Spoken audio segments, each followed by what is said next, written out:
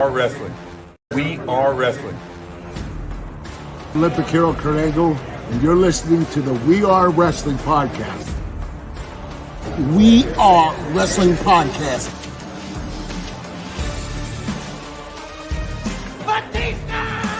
Hey everybody, Eric Bischoff here, and you are listening to We Are Wrestling Podcast. You're watching We Are Wrestling.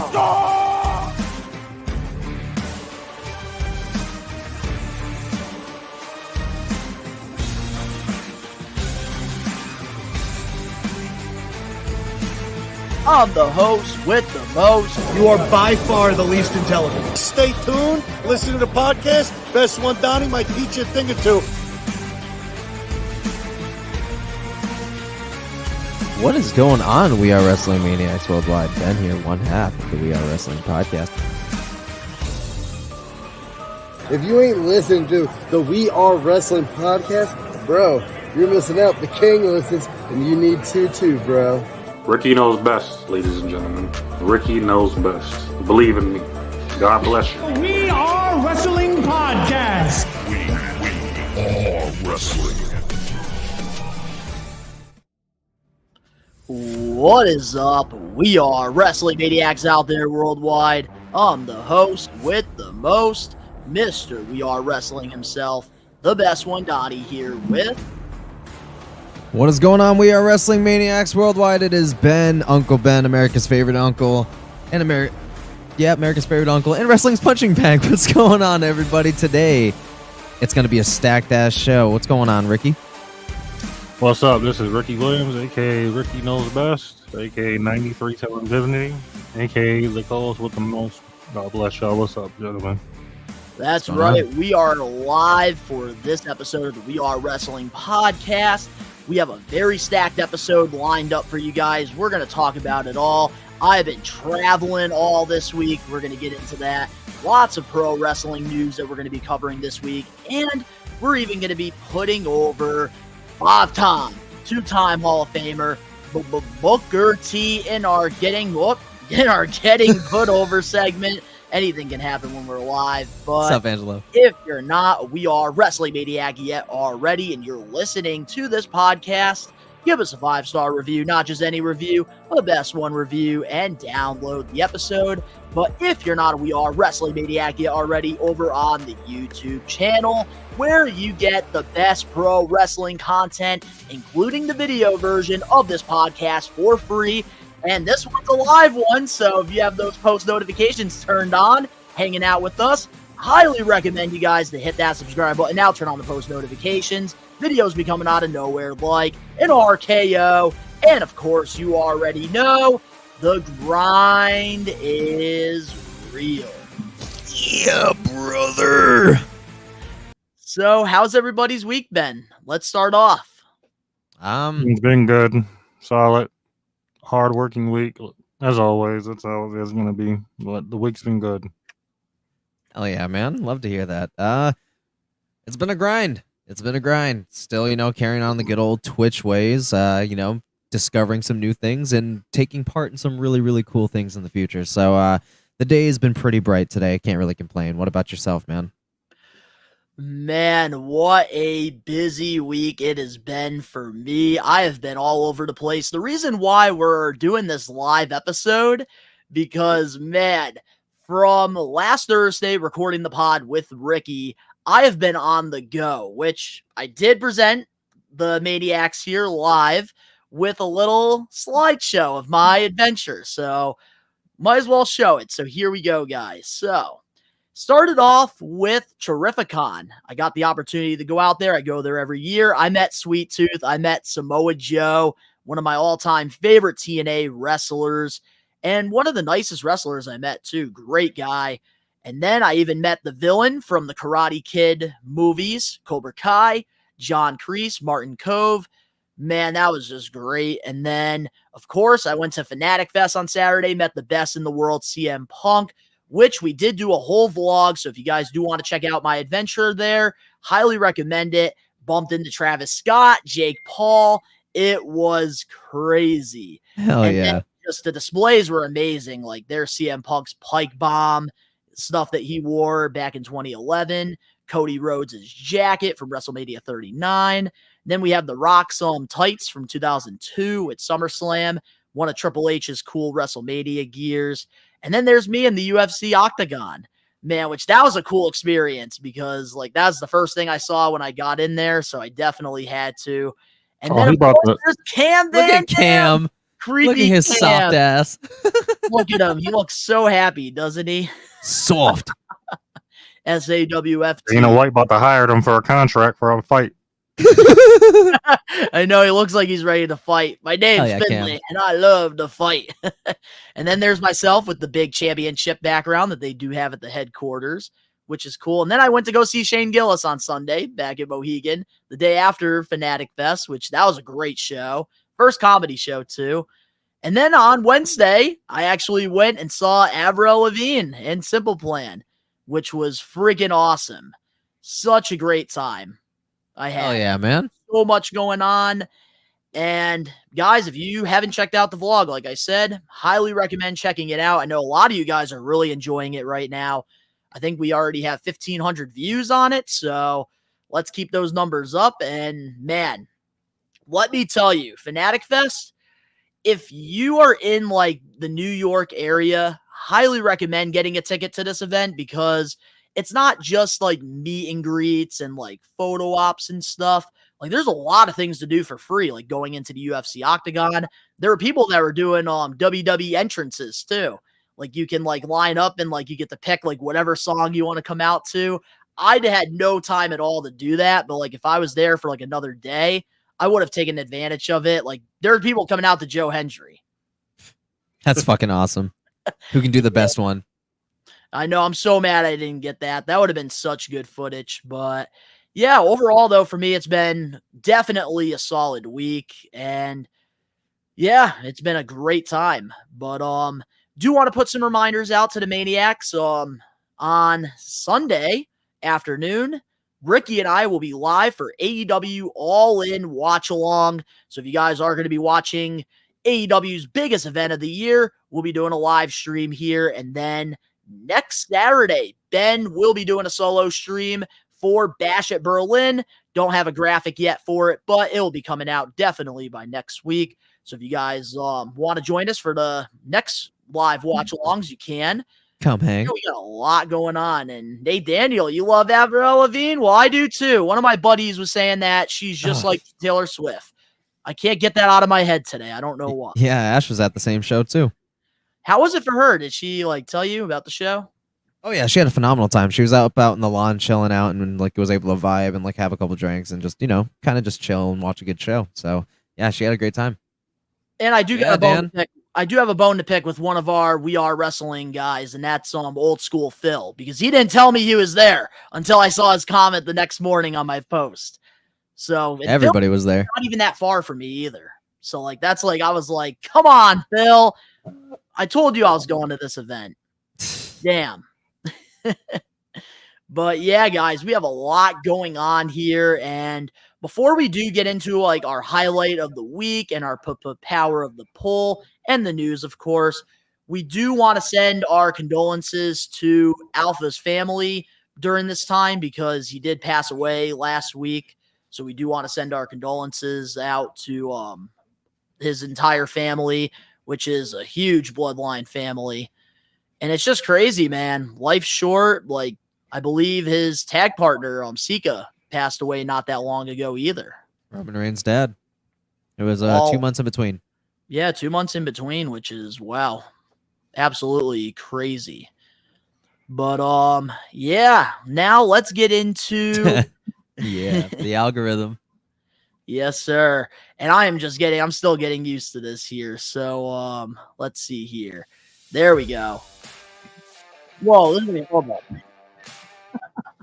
Oh, man, it's tough being the host with the most and being the producer on a live episode. Alrighty, so let's get into the power of the poll. Every week, we ask you guys to go to our YouTube community tab. We give you guys 1 week to vote. Last week, we asked you who is the best heel in the Ruthless Aggression era, which Triple H won by a landslide. And this week, we asked you guys, who do you think will show up at AEW All In? And the 4 options that we had were Ricochet, Shane O'Mac, Bobby Lashley, or nobody. Which, if you did pick nobody, we wanted you to comment down below who you think will show up. Then, drum roll for the results.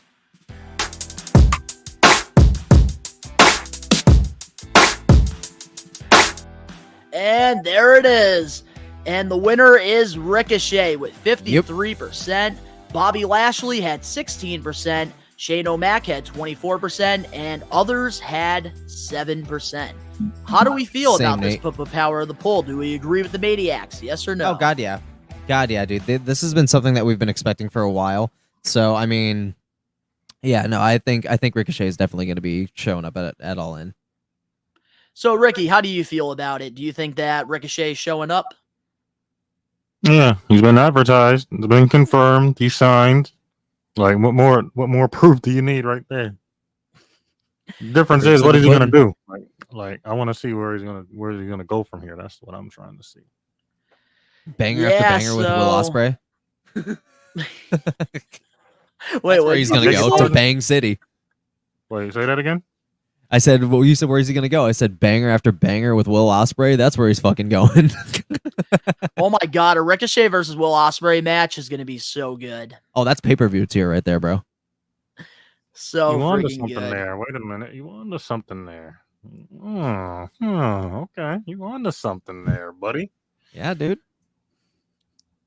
Yeah, we so might see it again. Like, we might see it. I've seen it a few times, but these are 2 different forms now. So I think you wanted something there. King Give you Puma. that one.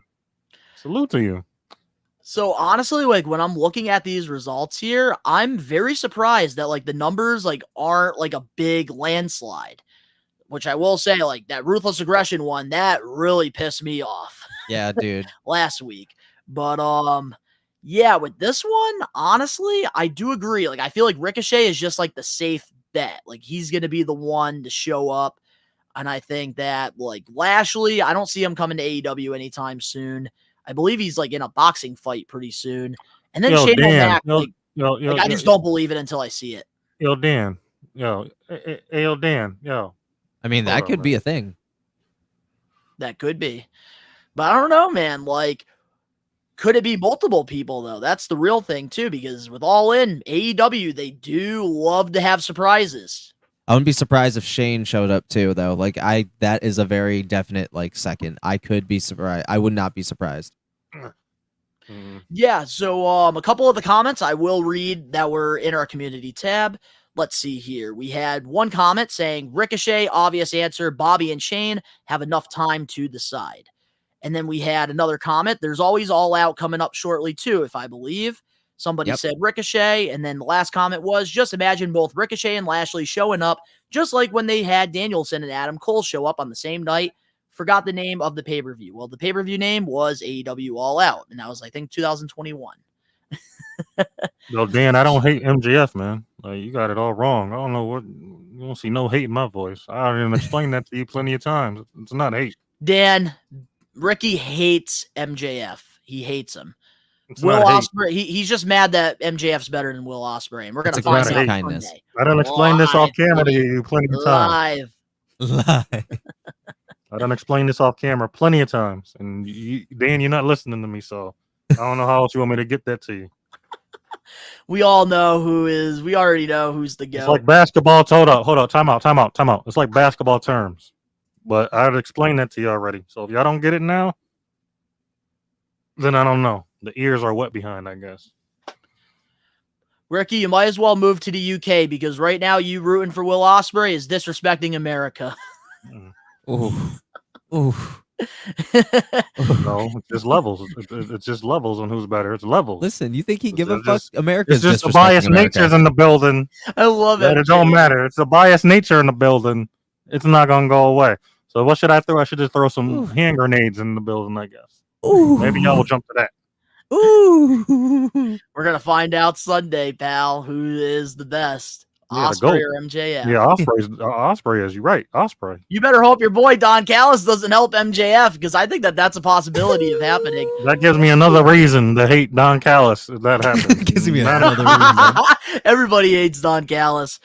That's another Don Callis. That's another reason. But honestly, though, with all the We Are Wrestling Maniacs, though, with this put power of the poll, I definitely agree with the results. Like, Ricochet same is here. definitely the one showing up, which we will be talking about him later on in the show. So now, with that being said, let's get into our We Are Wrestling highlight of the week. And we'll start off with you, Ricky. What's your highlight of the week in the wrestling world this week? Besides MJF absolutely cooking Will on Dynamite. You talking about like this week or last week? Zack Sabre winning the G1. That did happen. Yeah. Zack Sabre winning the G1 for me. He can make more history, but they decided putting it. They don't want to put it at Wrestle Kingdom, so he switched to the King of Wrestling, which is October 14th, which is surprised me as obvious reasons. But Zack Sabre Jr. can make history at the Tokyo Dome, but New Japan for some reason they don't want to do that, so they hit Zack Sabre Jr. pushes his title match to October. It was supposed to be January 4th, because that's the Wrestle Kingdom tradition. In Japan, New Japan, you're not slick at what y'all doing, man. I already know what y'all doing. Y'all don't, man. I know what I'm talking about. That's my highlight of the week, though. Let's talk about it. All right. So, Ben, what's your highlight of the week? So I'm gonna be honest with you, I don't have one because in the last couple of weeks I have not been able to catch any of the shows. I've been that fucking busy lately, so I really don't have one. But if there is a highlight, I mean, shit's kind of on fire right now. Like, that's my highlight. The wrestling world is on fire right now. Like, there's a poll in every show, and yes, including AEW. There is a lot of poll going on, and I'm stoked about it. So that's my highlight. My highlight is you guys' highlights. Aww. I'm That just I'm being touched my dead serious. heart. Wow. This last couple weeks have been fucking nuts, bro. I haven't been able to catch any of the shows or even catch up on them. Yeah, man, dude, it's wrestling as a whole is striving, and that's like why, like, even earlier this morning, for some reason, I just went on a Twitter spree, like going off on all these WWE marks for no reason. Whoa, Nathaniel, are you serious? Highlight of the week was Liv and Dom live sex celebration on Raw announcement. Is that actually happening? No way, that's not happening. Is that actually happening? Wait, what? Yo, somebody needs to Ben, pull look this it. right Ben, now. look it up. Look it I'm up looking right up right now. now. I'm looking up right now. Hold I don't up. believe it. He's trolling. But Alex Johnson in here said my highlight is the Judgment Day standing tall over Damian Priest. And Oh, he's saying that. He's saying Great that because he segment. likes Liv Morgan. He's saying that because he likes Liv Morgan, probably. And then we also have Angelo in here. Do you think Joe Hendry is going to win the NXT title? I don't think so. We will get into that in our weekly recap, which will be pretty shortly. But yeah, my highlight of the week, honestly, has got to be the go home episode of AEW Dynamite. Like, I was generally impressed with them selling me all in, because I feel like a lot of the times with AEW, like when it comes to a go home show, like it just feels like they cram everything in, like they try to make these last second matches. But I really just feel like they did a great job here this week selling me each match. Mercedes Moné, Britt Baker absolutely killed it with their segment. Britt Baker bringing up that, like, she's only one of one. Mercedes is one of four because of the four horsewomen.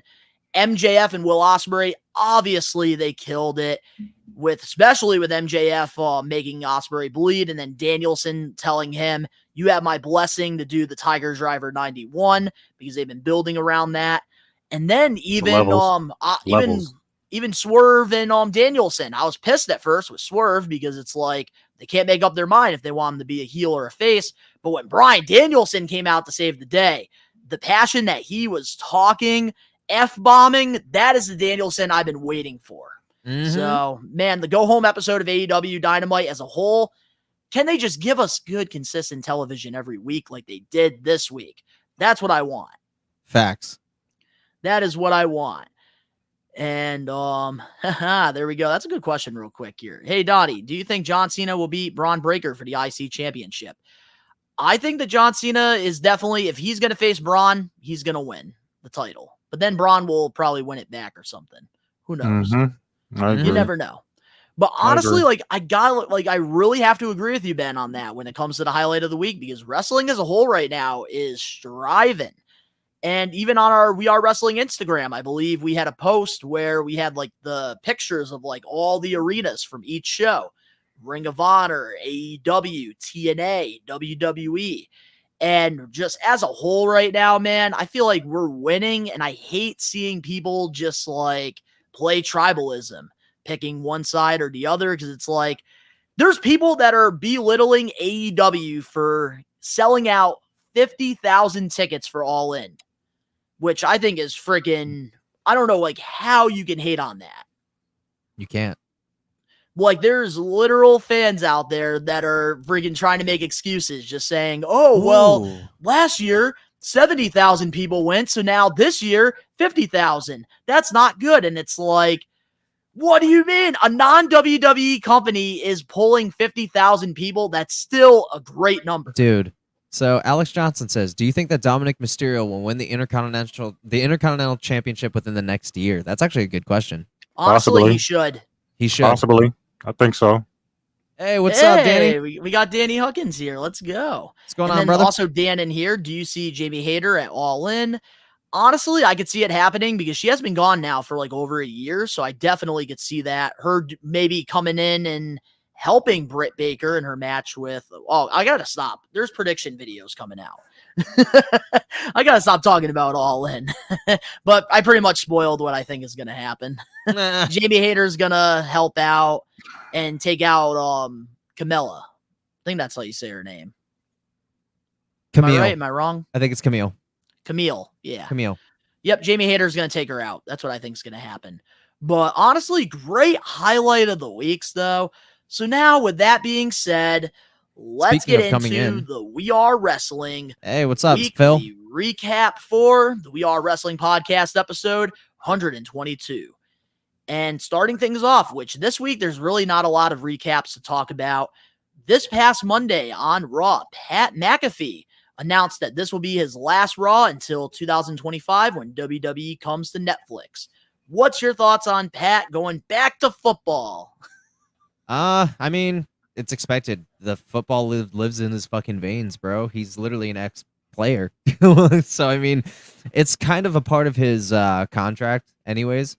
So he'll be able to kind of go back and forth in between seasons. So, I mean, it's not that it's something I, didn't expect by any means, but he'll be back for 2025 for Netflix. And what better way to kick it off than with Pat McAfee? I do agree. Ricky, what's your thoughts on Pat McAfee having the leave for football? Pat is a diamond. I'm gonna miss Pat. Him and Michael Cole, best commentator team in the business right now. I can't wait to see Pat back. Hell yeah. Corey and Wade together is cringing. You got that See, right. I don't mind them though. I don't mind them because at least both have genuine wrestling knowledge and have gone around the ring multiple times. So at least they know how to call spots. You got a punk and a punk. Yeah, a but punk and a punk. But one thing I always do say when it comes to like commentary team is I feel like you need to have that one color commentator and then you have to have that athlete. And I think that's why it works so well with Pat McAfee and Michael Cole, because Michael Cole's the perfect play-by-play and then Pat McAfee's the one with the personality. I feel like with Corey Graves and Wade Barrett, they're just great wrestling analysts, but the personality could be a little better. Corey Graves, I think, is way better by miles, though. Even Michael Cole said that if anybody's going to take his place, it's going to be Corey Graves. Oh, dude, Like, Corey Graves is fantastic. I just don't think the chemistry is there with him and Barrett. No, I think just my opinion. he needs somebody else. Like Corey Graves needs somebody else. Like Barrett needs to go back to NXT. The person that we don't need Corey Graves with is Michael Cole, because that we already seen it happen. Wasn't that? Well, Michael good. Cole. I'm talking about like post Michael Cole when he retires. The lead commentator is going to be. Oh, Corey it will be Graves. Corey Graves, 100%. Yeah. I agree, absolutely. But my thing with Corey Graves is sometimes I think he tries too hard, and then he tries to be what's that word I'm trying to use? Animated. He tries to be respected, but he's forcing it a little bit. He's using too much filler in his commentators sometimes. I could definitely see that. But like whenever it comes to like Pat McAfee having the leave for football, it reminds me of like when you're sending like a child to camp or like their first day of school. Man, with Pat McAfee, like it's just, oh man, I'm gonna miss him. because him and Michael Cole are just so good together. And like, you really do have to give WWE props, especially Triple H, for putting together that video package on Raw, pretty much like showing like Pat McAfee's highlights. Cause I know that was something he wasn't expecting. I guess it was like something they kept secret from him, which I really like that we got like a genuine reaction from him. And honestly, like, I feel like at this point, like the fans, they're going to be sad that he's gone, but like, you already know, like Pat McAfee, like he's not one of those guys that's like using WWE as like a platform. Like he feels like it's a family. Yes, Joseph. Like he feels like it's a family. And, yes, Joseph. That's up, the way to do it. So they should have not said Ricochet signed with AEW. It would have been much better thing if it was a surprise, even though everyone knows he was going to AEW. Yeah, definitely would have been a little bit better as a surprise, but we got Danny in here. I listened to this new ESPN guy that WWE signed, and he sounds exactly similar to Ronaldo from the NXT days. Yes, he does, man. He's a great play-by-play. And I believe we talked about that like a while ago on the podcast somewhere. But yeah, man, Pat McAfee, he is going to be missed, but hey, at least we're going to be getting him back when the Netflix deal comes in. So we're just going to have to wait and see. But for now, Pat, enjoy football. Moving on now to our last We Are Wrestling weekly recap. This past Tuesday on NXT, Joe Hendry became the #1 contender for the NXT World Championship against Ethan Page at NXT No Mercy, which will be next Sunday. Yes. What's your thoughts on this match, and should Hendry win the title? Dude, the build-up's been fucking phenomenal. I think it's been really great. Now, in terms of the match, I think it's going to be Banger City, especially since, we're getting two guys that were a part of different companies not too long ago, and one of them still is a part of a different company. So this is kind of like unheard of. We never thought in a million years that, I wouldn't say we never really thought in a million years, but Ethan Page coming to WWE and winning the title that quickly was fucking nuts. Like, that was a bold-ass move. And two, 6 weeks to be exact. Joe Hendry being a part of this big ass match under the WWE roof, and then potentially being able to take it. That's one wild to me, because that'll be the first time an NXT title, a WWE title, goes to fucking TNA. So we're gonna be breaking doors down here with like Jordan Grace did by bringing the women's title over. We're finally gonna bring a WWE title over, and that's kind of fucking cool if they pull the trigger. If they don't pull the trigger, it's also understandable, because Ethan Page is building that shit right now, and he's cooking. So I'm going to give it to him to cook. Angelo, I agree with you somewhat. Before I give my opinion, I agree with Angelo, what he just said, too. Okay. And then, my opinion on it, I think Joe Hendry, despite his star rising, I think he needs to face a little bit more adversity first before he beats it. Exactly. World champion, period. I think he needs to face more adversity first. He has all the tools, and he's been a late bloomer on me, but I think at the same time, he hasn't faced enough adversity yet. Like, some people will call it hype, but then at the same time, it could be luck too. But I think he's in the right place at the right time. Because look at LA Knight. Like, people didn't expect LA Knight to be as over as he is right now, or Rusev years ago, or Rusev Day. But this Joe Hendry believing in thing, this angle, he did it at the right time, and I think flourish it a little bit more. It's gonna be one of the most popular wrestlers in the game in about a year. Whoa. I feel like he's gonna win the TNA. I feel like he's gonna win the TNA championship at Bound for Glory. I think that they're gonna do that. I really feel that way. Danny, that's a big comment. So do you want me to read it, or you want me to wait until after I give my thoughts? Yeah. Read after you give your thoughts. Alrighty, so here's what we'll do, basically. So, like, when we get into the topics, we'll cover, like, our thoughts on it, and then we'll let the Maniacs, like, comment down below on the live stream, and then we'll go over the comments after we give our thoughts. Bet. All right, so my thoughts on Joe Hendry versus Ethan Page. This is going to be a great match. You have, obviously, Ethan Page, who's a great, arrogant heel, going against Joe Hendry, who is just a perfect babyface. Like, say his name and he appears. I believe in Joe Hendry. So, like, honestly, this is going to be a great match. And honestly, like, I have to agree with the take that Angelo made about Josh Alexander here, because I think that would be a great way to further the feud between the two on TNA. And I think it'll get people to be intrigued. Hell fucking yeah. So I don't think Joe Hendry's going to win like the title just yet, because I think that he's going to win the TNA World title. But I definitely think that Ethan Page, his title run is far from over. He's going to be holding that title for a very long time. Yes, I do. I think so too. And again, like you said, one of the biggest heels in NXT right now, which again, still shocker that he's already fucking NXT champion, going against one of the most over baby faces right now. So like, this is a match made in fucking heaven. Yes, it is. So now let's read some of the live chat comments here real quick. So we do have Angelo. He does think Josh Alexander is going to screw Hendry. We have Joseph in here. 100% Joe Hendry should be NXT champ. He should have won the TNA title. I think that timing is everything, and it'll happen when it's right. I don't think a six-pack challenge was the right time. Alex Johnson, we're not talking about Liv Morgan right now. And we have Nathaniel. It'd be cool if Joe wins. Let's go over Danny's comment, one of our former co-hosts here. This is going to be a good one. So, you want to read it, Ben? Sure. Have you heard Scott D'Amore's comments on the Van Vliet interview? He saw TNA has benefited more when AEW partnered with TNA. This NXT and TNA partnership seems one-sided. So, Ricky, you want to start with that? How do you feel about that? What, on the TNA and what Scott D'Amore said? Yeah. Yep.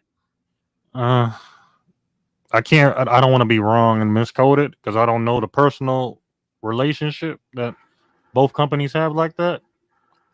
But no, but like from like your perspective, like how do you feel about it? Do you think that the NXT and TNA partnership seems one-sided? Like, do you think that the AEW partnership was better than the WWE one, or do you think the WWE one right now is better than the AEW? I'm gonna it depends on how y'all seen it because I think it benefited more because the stars like AEW stars over in TNA, they look more legit compared to WWE because NXT and TNA are working together, not the main roster really. And the AEW talent can go to TNA whenever they want. But like I said, I'm not all the way certain, but it's a 50-50 on it too. But I think AEW benefited more with TNA from what I've seen in the past 2 years. So Ben, how do you feel about this partnership? Like, where do you stand with all of this? I mean, I think that with this whole thing going on, I feel like it's too early to be making comments like that, especially since we're still very early on in this whole partnership thing.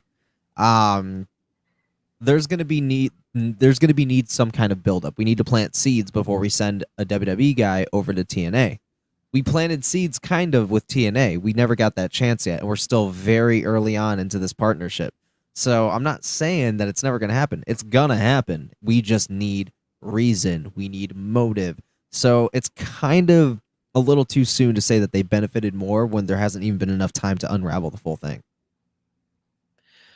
Yeah, so like I do agree with that. I feel like it's a little too soon to decide because obviously we're only like a couple months in, and the AEW one like just finished up, and I feel like when we can really do the comparing and contrasting is when the partnership ends with WWE and TNA. But one thing that people I do think that forget, and I do want to kind of acknowledge Danny here with this comment, like one thing that I do feel like a lot of people aren't talking about is the AEW and TNA relationship, because you have to remember during that time when TNA worked with AEW, TNA was this close from going out of business. And I think having a guy like Kenny Omega holding the TNA World Championship, I think was a great move for its time because AEW was very hot coming off the whole Daily's Place, like going on with the pandemic.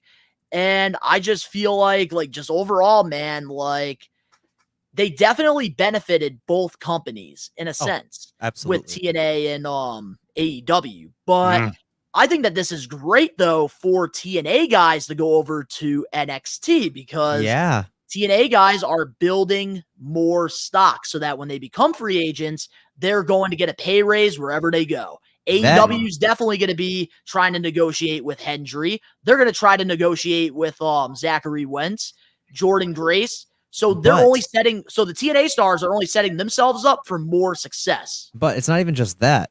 You also have to remember, WWE doesn't need any fucking exposure. They don't. They really don't. They are platinum worldwide fucking everywhere. But TNA everywhere. TNA is getting this exposure, and their entire fan base has blown up since. Like, they have gone up not only viewership, but ticket sales, bro. Ticket fucking sales. They have been filling up their arenas. And it's working, so I wouldn't call this one-sided. You need to fucking become a little bit more stocked with this ammo before you start blowing off. That's where this is going, man. Like, you need a solid build. You're building a extended legacy for TNA, so I don't see how this is one-sided. And you see here, like, I will pull this comment up as well from Danny. He says, TNA is always sending their bigger names to NXT, but you haven't really seen big names from NXT appear on TNA. Yet. And this is what I want to say about this, all right? Because, Danny, you make a valid point here, but I'm talking about this isn't about making NXT bigger. The picture here is making TNA bigger. And having TNA guys go over to NXT, you're only building stock with your homegrown TNA stars. NXT doesn't need the exposure. TNA needs it. And I think having Hendry, Jordan Grace, even having Zachary Wentz show up, they're building more stock on them, which is, I think, helping them as a whole. Mm-hmm. And I just feel like overall, like, it might seem one-sided from, like, your point of view, but at the same time, though, like, do you know who's really winning this? Because the NXT guys don't need to go to TNA. They don't need the TNA rub because the TNA guys already know who they are. So, like, who's really winning this? It's the TNA stars because they're adding more stock to their value so that when they become free agents, they're either going to get a raise in TNA or they're going to get an opportunity to showcase their talents on a bigger stage like New Japan, WWE, or AEW. So I think realistically, man, like, the relationship I think is working better personally with WWE than AEW, but the AEW one was not a bad partnership. Because it did benefit both companies at the time. And it definitely got TNA from, like, not, like, dying. Yeah. And you do have to remember, they were Impact Wrestling, so they didn't have a lot of momentum. They have more momentum now because they're being called TNA. Yeah. I ain't have to say much. Y'all did your thing. Versus Nash is going to be fire. Dan, he does agree with me here. I started watching TNA because of this partnership. Exactly why they're doing it. That's exactly why. And let's see here. Yeah, but having NXT stars on TNA programming will spike TNA's ratings, which is what I'm getting at. But the ratings are already spiking up, and they don't even have to have NXT guys, really. Which is definitely something that... Hey, let me ask you a question. Hold up. Let me ask you a question on that. Let's be honest here. Keep it honest here. In the world of professional wrestling today, do ratings really matter to y'all? Yes, they do. I think so. They do, but because it helps the company. But with, like, streaming services, though, like, the ratings are not, like, accurate, though. That's, like, the only thing that I have, like, a problem with. Like, I feel like ratings for, like, I think pay-per-view buys and, like, Premier Live event, like, watching, I think ticket sales are more important, in my opinion. That's how I feel about the situation. I agree with you, Don. I agree with you on that one. So I just asked it because it's been in my mind the last week and a half. That's why. I hear you.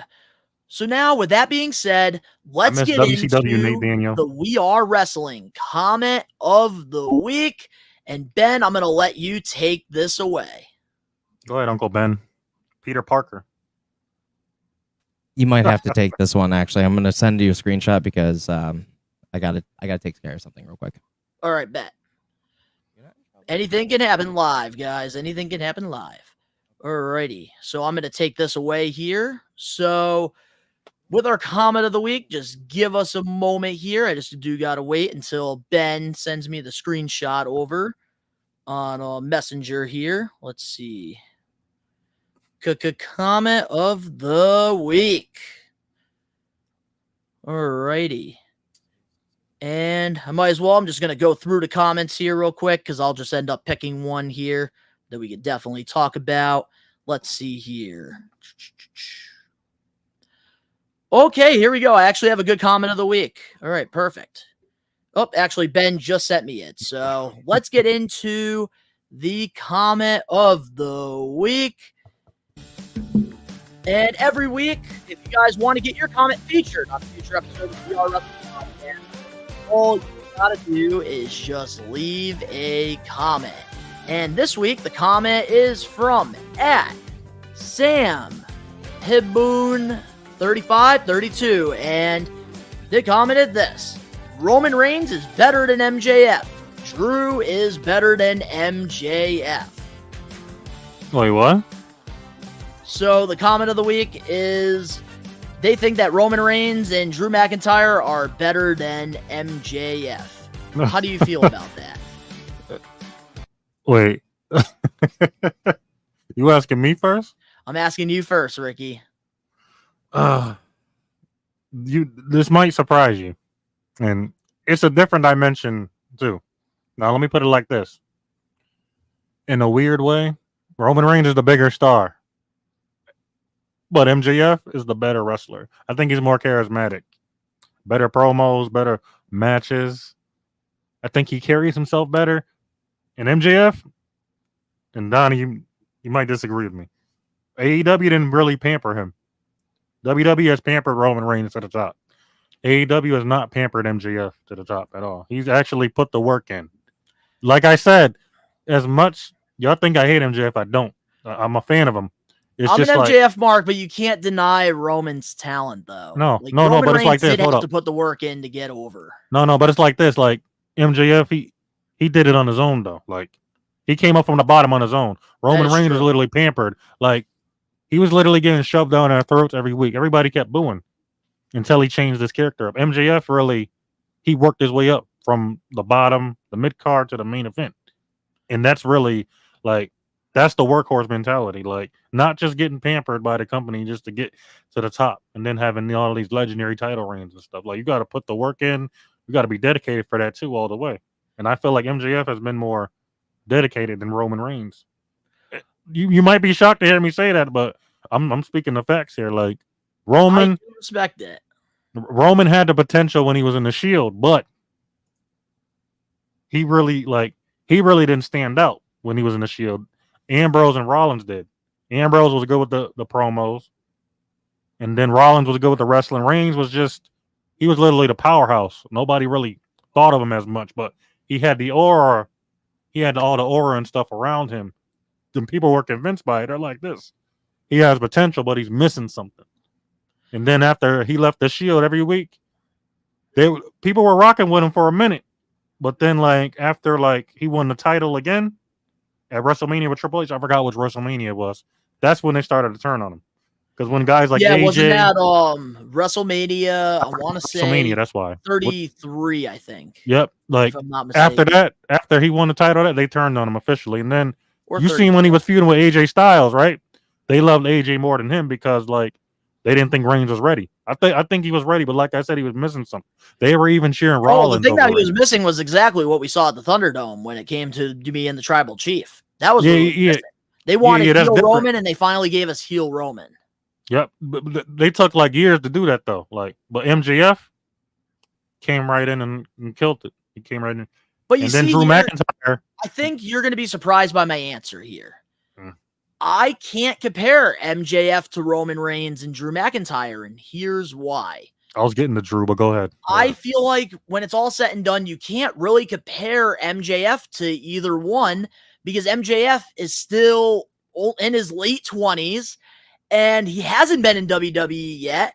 And I think if MJF goes to WWE, a lot of people think that he's going to fold. I think that MJF is going to be a top main event heel in WWE when he goes there once this contract is up within the next 3 to 5 years. He has not even hit his prime yet in professional wrestling, and he is one of the greatest. And in my opinion, because he's in AEW, which is the number 2 United States professional wrestling company in the world, he is not going to be acknowledged as the best in the world. Because if you want to be the best in the world, you have to perform at a WrestleMania. You have to be one. You have to go to WWE to prove that.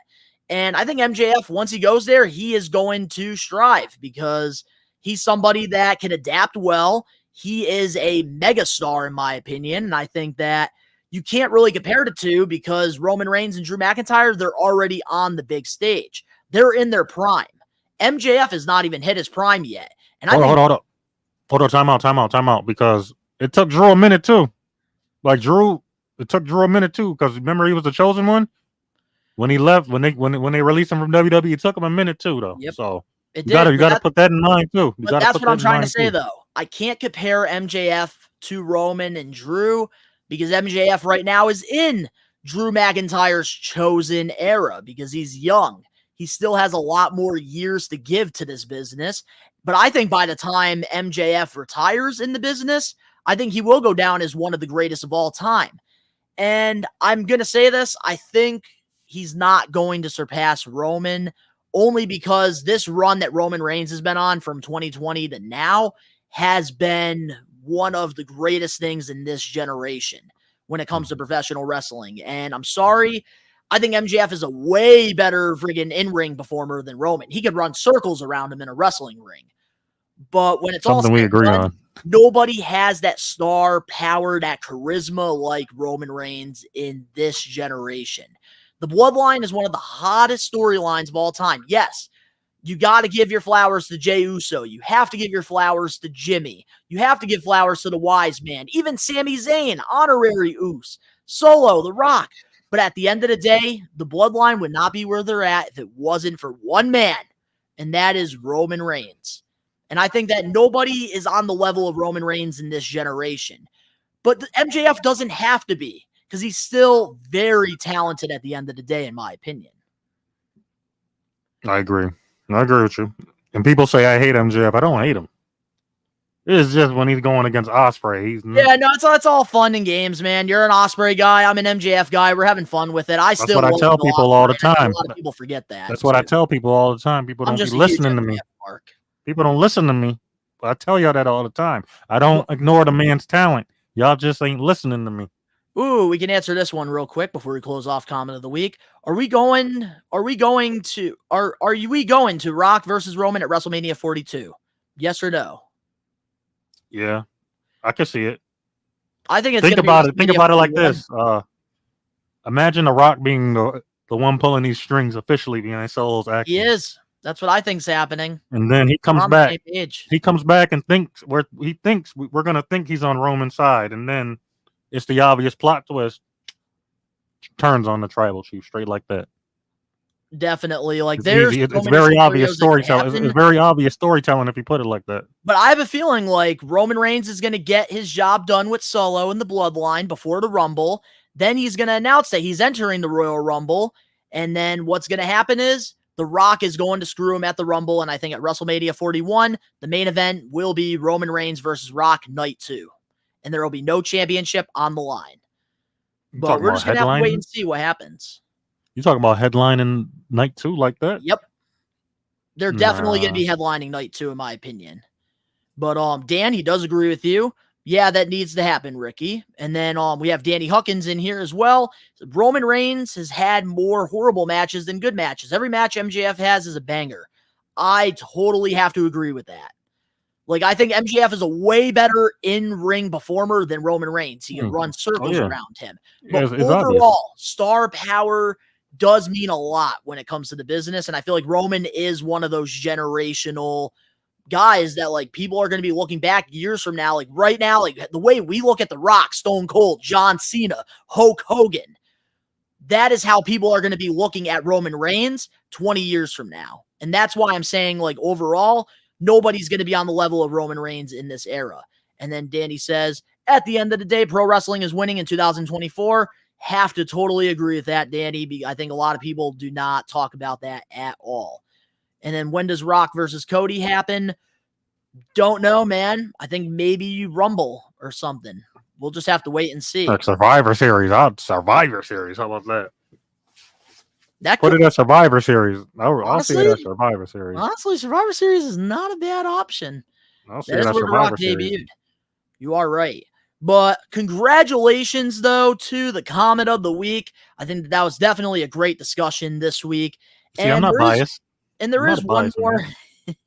There is one more comment that I do want to acknowledge here real quick that I'm going to pick, and it is from our vlog here, which, guys, if you have not checked out the Big Event New York vlog, got to meet CM Punk, ran into Travis Scott, Triple H, Jake Paul. You guys could go check that vlog out after this episode of the We Are Wrestling podcast.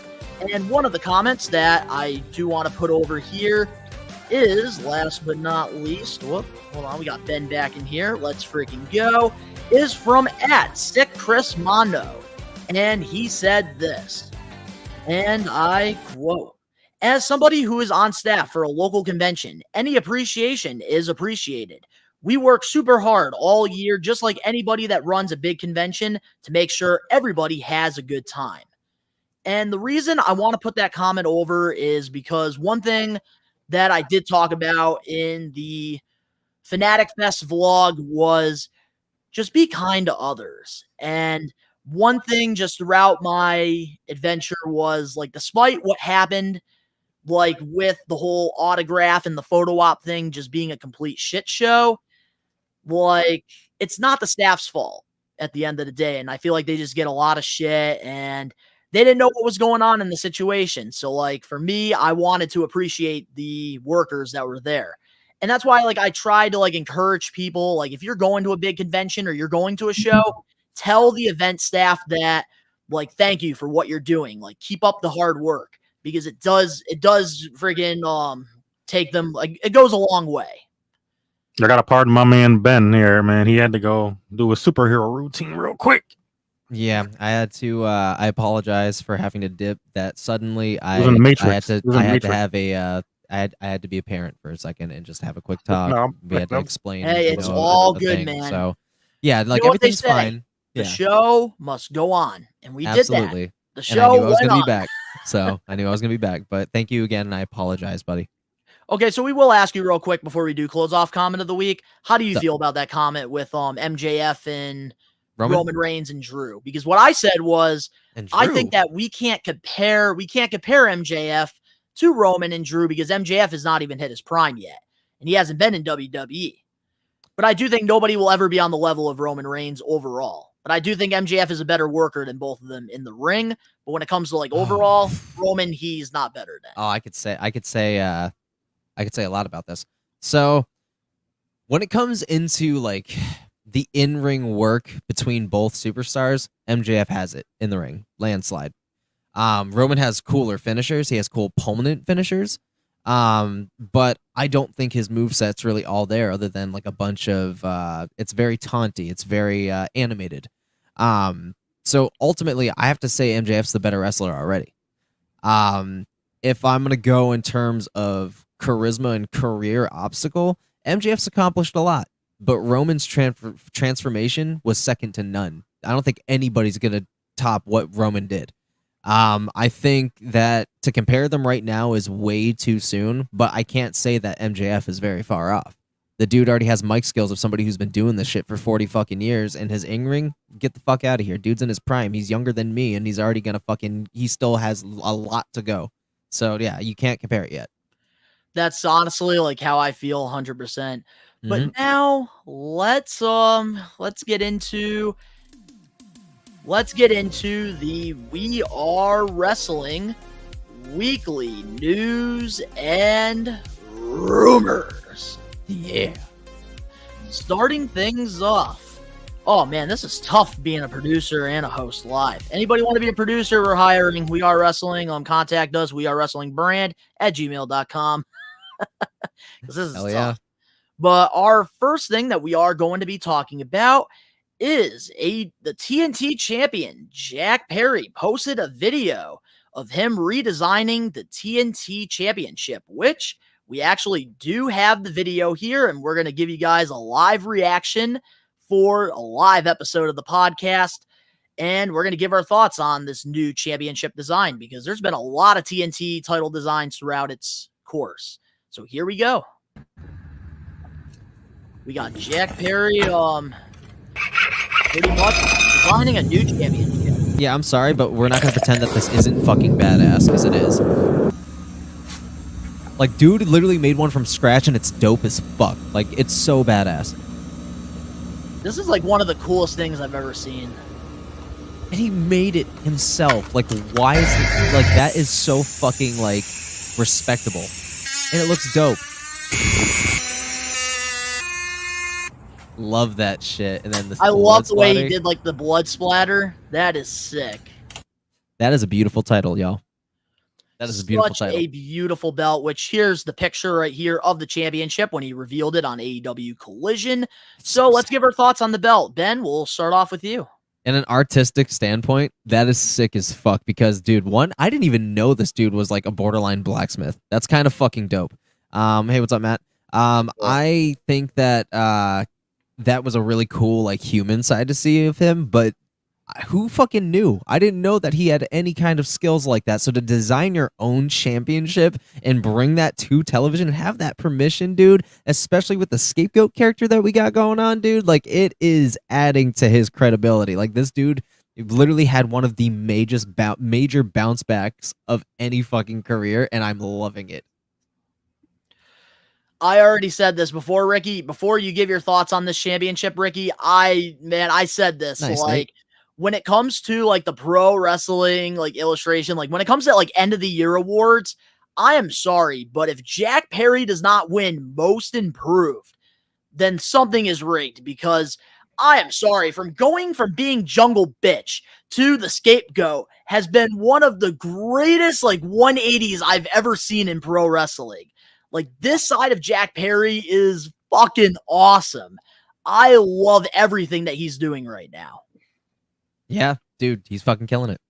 So, Ricky, what's your thoughts on the new TNT Championship design?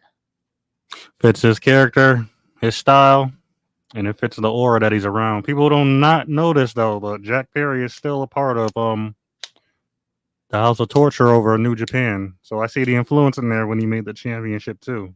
He's still a part of them, by the way. Everybody forgets Jack Perry went over there and debuted that scapegoat character over in New Japan, by the way. But I like the title. It's probably top 5 moments of the year. Like, not the year, but like, it's probably top 10, probably. And then on top of that,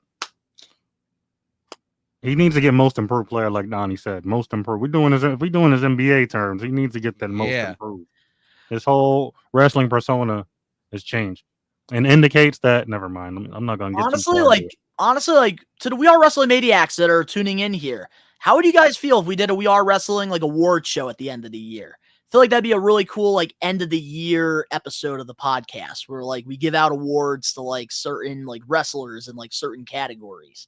Let's freaking give out our own freaking awards in 5 stars. Yeah. Fuck Dave Meltzer. Yeah, that's new. No. Hold up. Time out.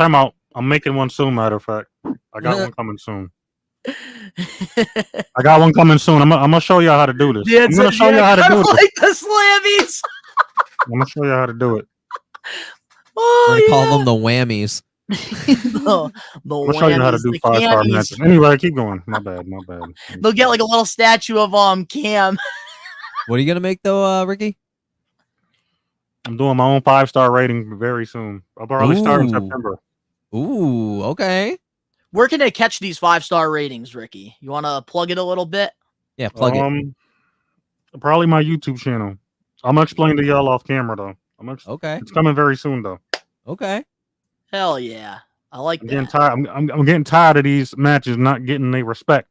I'm going through history. I'm gonna show you how to do this. I think if there's anybody that could do the job, it's definitely. You want to join in? Let me know now. But I'm gonna do this joint. I'm gonna show you. We believe in Joe Hendry. No, we believe in Ricky knows best. I'm gonna show you how to do this. I'm not. Hold up. I'm not Jack Perry. I promise y'all one thing. I'm not using no biased nature. I'm keeping it 100. All right, bet. Think needed 5 stars. I didn't get them. I'm gonna make sure y'all know that they should get them. Trust me. All I ask is Shawn Michaels, Kurt Angle, WrestleMania 21 gets 5.5 stars. Oh, that's one. Oh, no. You don't gotta tell me that. No, I already know that. I already know that. Trust me. I know all of that. I know that. Trust me. I know that. All right, so I do want to get my thoughts on I ain't new to this. I'm new to this. Bad. Out of all the TNT title designs, I think that this is definitely one of the best. And the fact that like he made it himself, I think just adds even more credibility to it. Just like Ben said, I am super impressed with like the video, and it's just so cool to see like how far like he's come since last year's All In. Like last year's All In, the dude was on like a buy-in match against Hook and then made a stupid comment that, yeah, like at first, like he probably was like one of the most hated pro wrestlers during that time because he made CM Punk leave.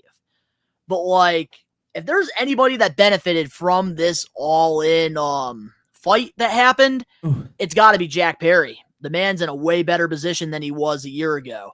Let's not talk about the Jungle Book chair. I got a question for y'all too. What up? I know this might be a little off topic, but do y'all think that all that footage from Punk and Perry like last year, you think that was necessary? Nope. I think it was necessary for only Jack Perry. That was it. No, not even. Not good for the company as a whole. Who looks like the villain here? From your view? AEW. Tony Khan. Okay, you think he was doing it for petty reasons or ratings? Ratings. They did it for ratings, which honestly kind of. I'm not even gonna lie, like, it kind of fucked everything up with AEW's ratings, like as a company. But I'm saying, like stock wise, it definitely made Jack Perry's stock increase. They gave that. fucking and let's not forget CM Punk too, because CM Punk did not look like the villain. Well, you also got to remember this too. They made him look even better because he broke history by being on 2 major companies in the same fucking week. That's so true. But speaking of a major signing here, it's official. Ricochet is all elite. According to Fightful, Ricochet has signed a multi-year deal with AEW.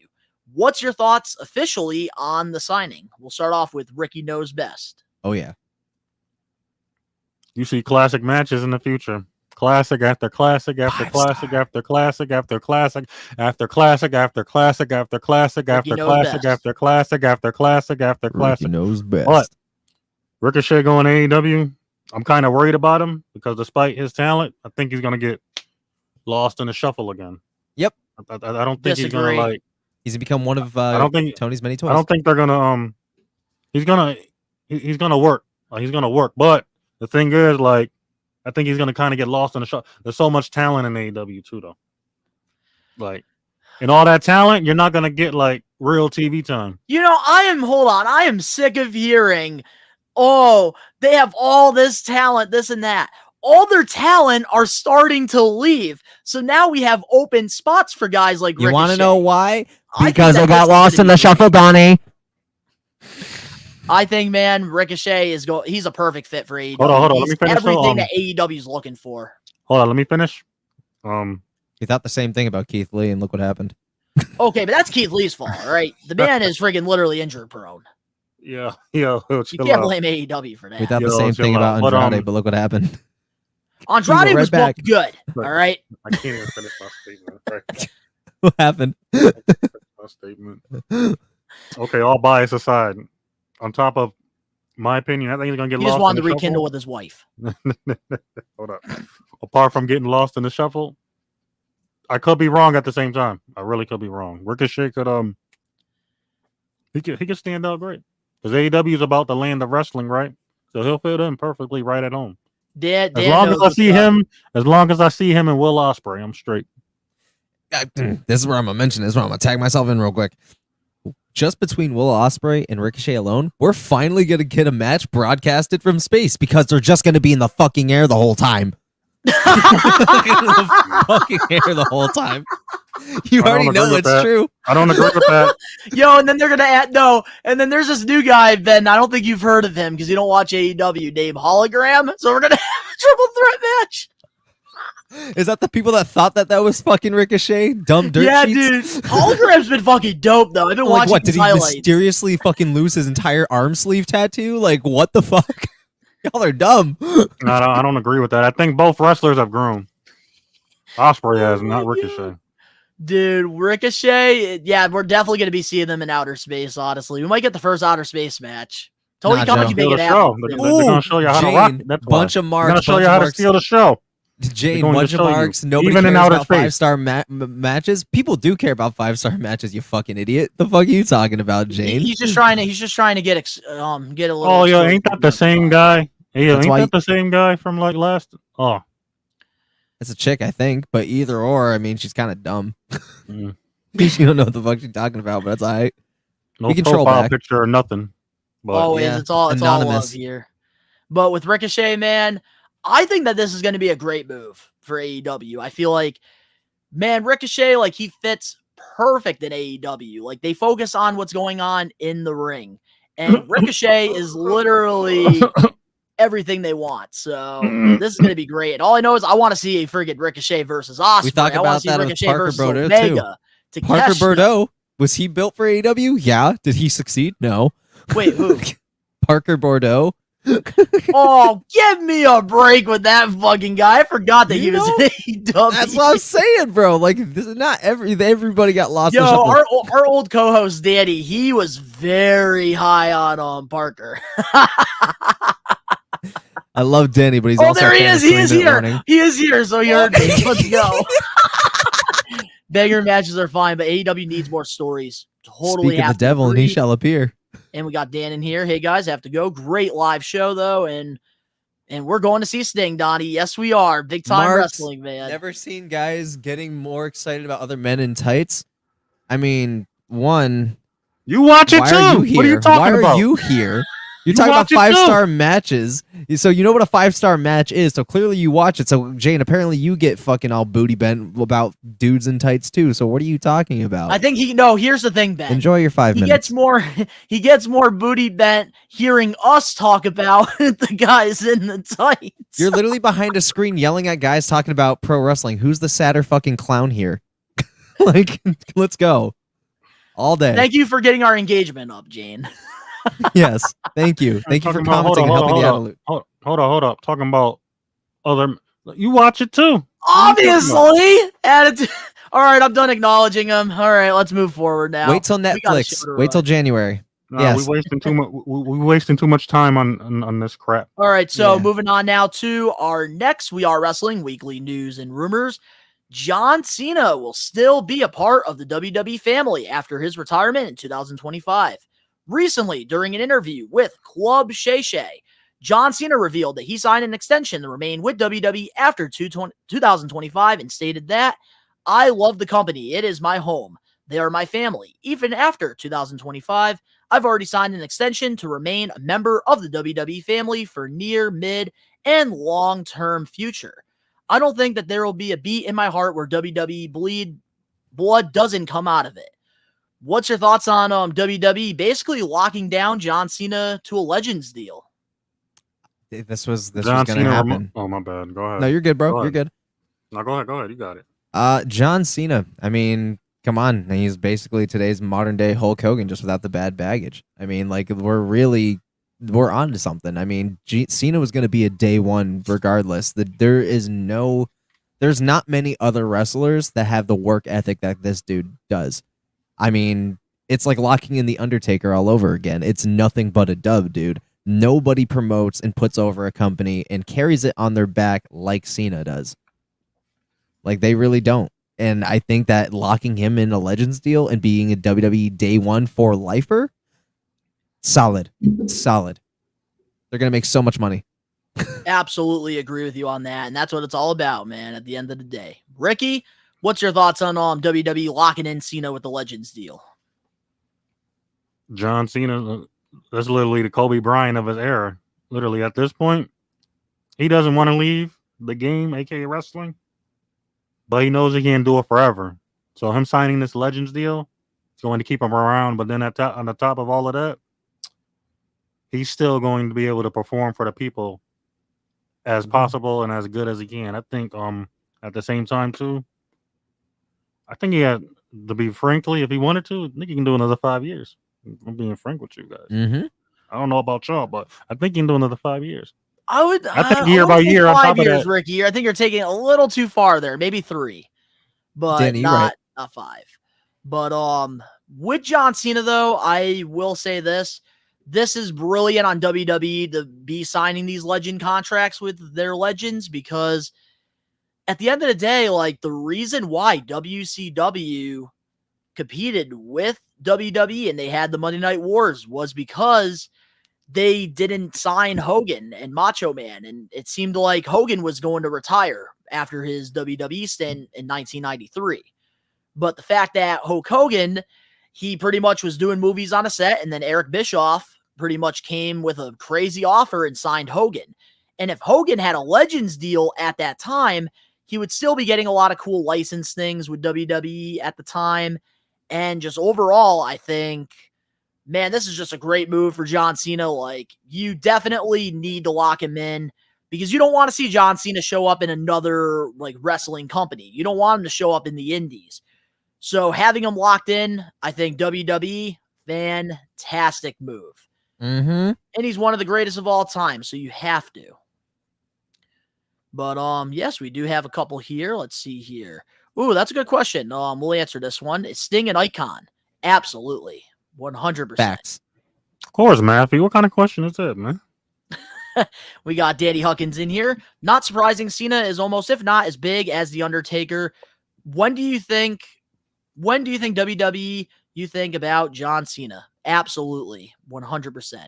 Hey, we got Captain's Corner in here. Cheers, gents. Cheers to you as well, man. Hope you're doing good. Which, speaking of Captain's Corner, guys, I do want to say thank you to him because he really gave We Are Wrestling a huge opportunity here. We had our very first convention at the Wrestling Classic 3.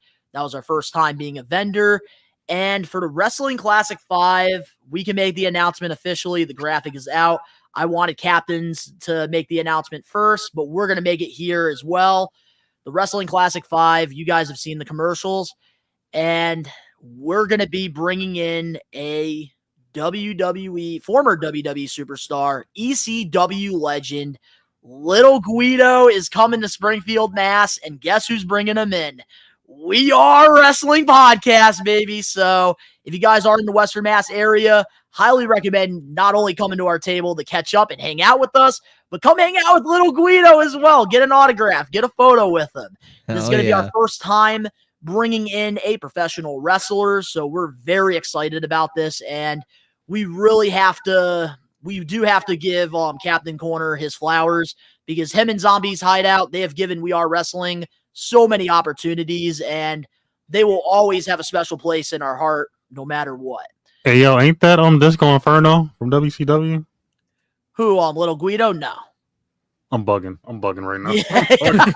I'm bugging right now. Do not say that he's in Disco Inferno because then we're not going to get people to come to our table. I'm bugging right now. And Matthew loves We Are Wrestling. Well, we love you, man. If it wasn't for your guys' love and support, we wouldn't be doing this right now. And you guys, honestly, like, I love doing these lives, like when we do the watch-alongs and stuff. And yeah, normally our podcast, we record them on Thursdays. We air them on Fridays, but with my busy week, yeah, we just decided, let's just do a live. Why not? But yeah, John Cena, man, one of the greatest of all time, and glad the WWE locked him in. So moving on now to our next We Are Wrestling weekly news and rumors. AEW has big plans for Darby Allin. According to the Wrestling Observer newsletter, we've heard that Darby Allin is getting a run at the AEW World Championship no matter who wins at Wembley. We know there's been talks about seriously, but as to when, that's less clear. Should AEW give Darby Allin a World Championship title run? We'll start off with Ben. I mean, I love me some Darby Allin. I love me some Darby Allin. I think that dude is one of the most talented fucking dudes that we have today. I think that he would be the most Daredevil-esque world champion we've ever had. Like, even at this point, even above fucking Jeff Hardy. Like, he is the most extreme wrestler to date right now. And I think that we would be seeing some pretty bonkers, like 5-star death matches for that title that Darby will end up prevailing over. So I think Darby as a world champion is just going to make this dude like king of everything. So I think it'd be a great trigger pull because we've seen that dude not like fucking stay down after some hellacious shit that would put us on our ass for 6 months and then still win a match. Like, no. Dude just got hit by a bus and got up and fucking performed basically like that night or some shit. All right. I don't want to hear it. I don't want to hear it. Love you putting over Darby, man. I love Darby Allin, bro. Me too, man. Ricky, how do you feel? Should AEW give Darby a world title shot? Run. Heck yeah, deserved it. Dark. He's a workhorse. He's done everything they told him. He's literally there every week. Put that boy in a stretcher, he will still make that freaking event. Yep. He is consistent. 9 times out of 10, unbiasedly, he will have match of the night. He is an extreme icon in this generation. He is still young. He's young, dumb, and athletic. Mhm. Young, dumb, and athletic. He can carry the company somewhat. Like he can carry a company. I'll be boldly to say that. And he's got a lot more potential. Like he's not even in his prime all the way yet. But Definitely not. he's not even in his prime yet. But he still has a lot more work to do too. But putting the world title on him, it's a must. Like regardless of what happens, because the world title picture over there is unpredictable right now. Darby needs to win in the future. He's already got a title shot lined up, if I'm not mistaken. Sting's almost 70. Sting is, I believe, 64, if I'm not mistaken. Yep.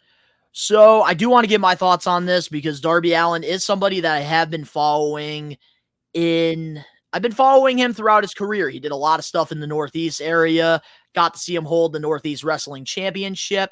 And I remember the first time me and Cash Out Sherm, we went and saw him back in like 2018.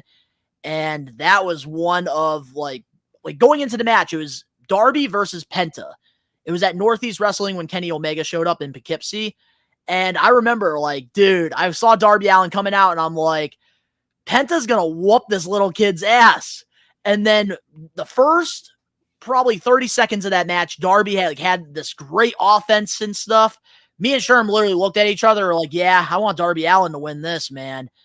But, yeah, I think, dude, Darby Allin is world champion.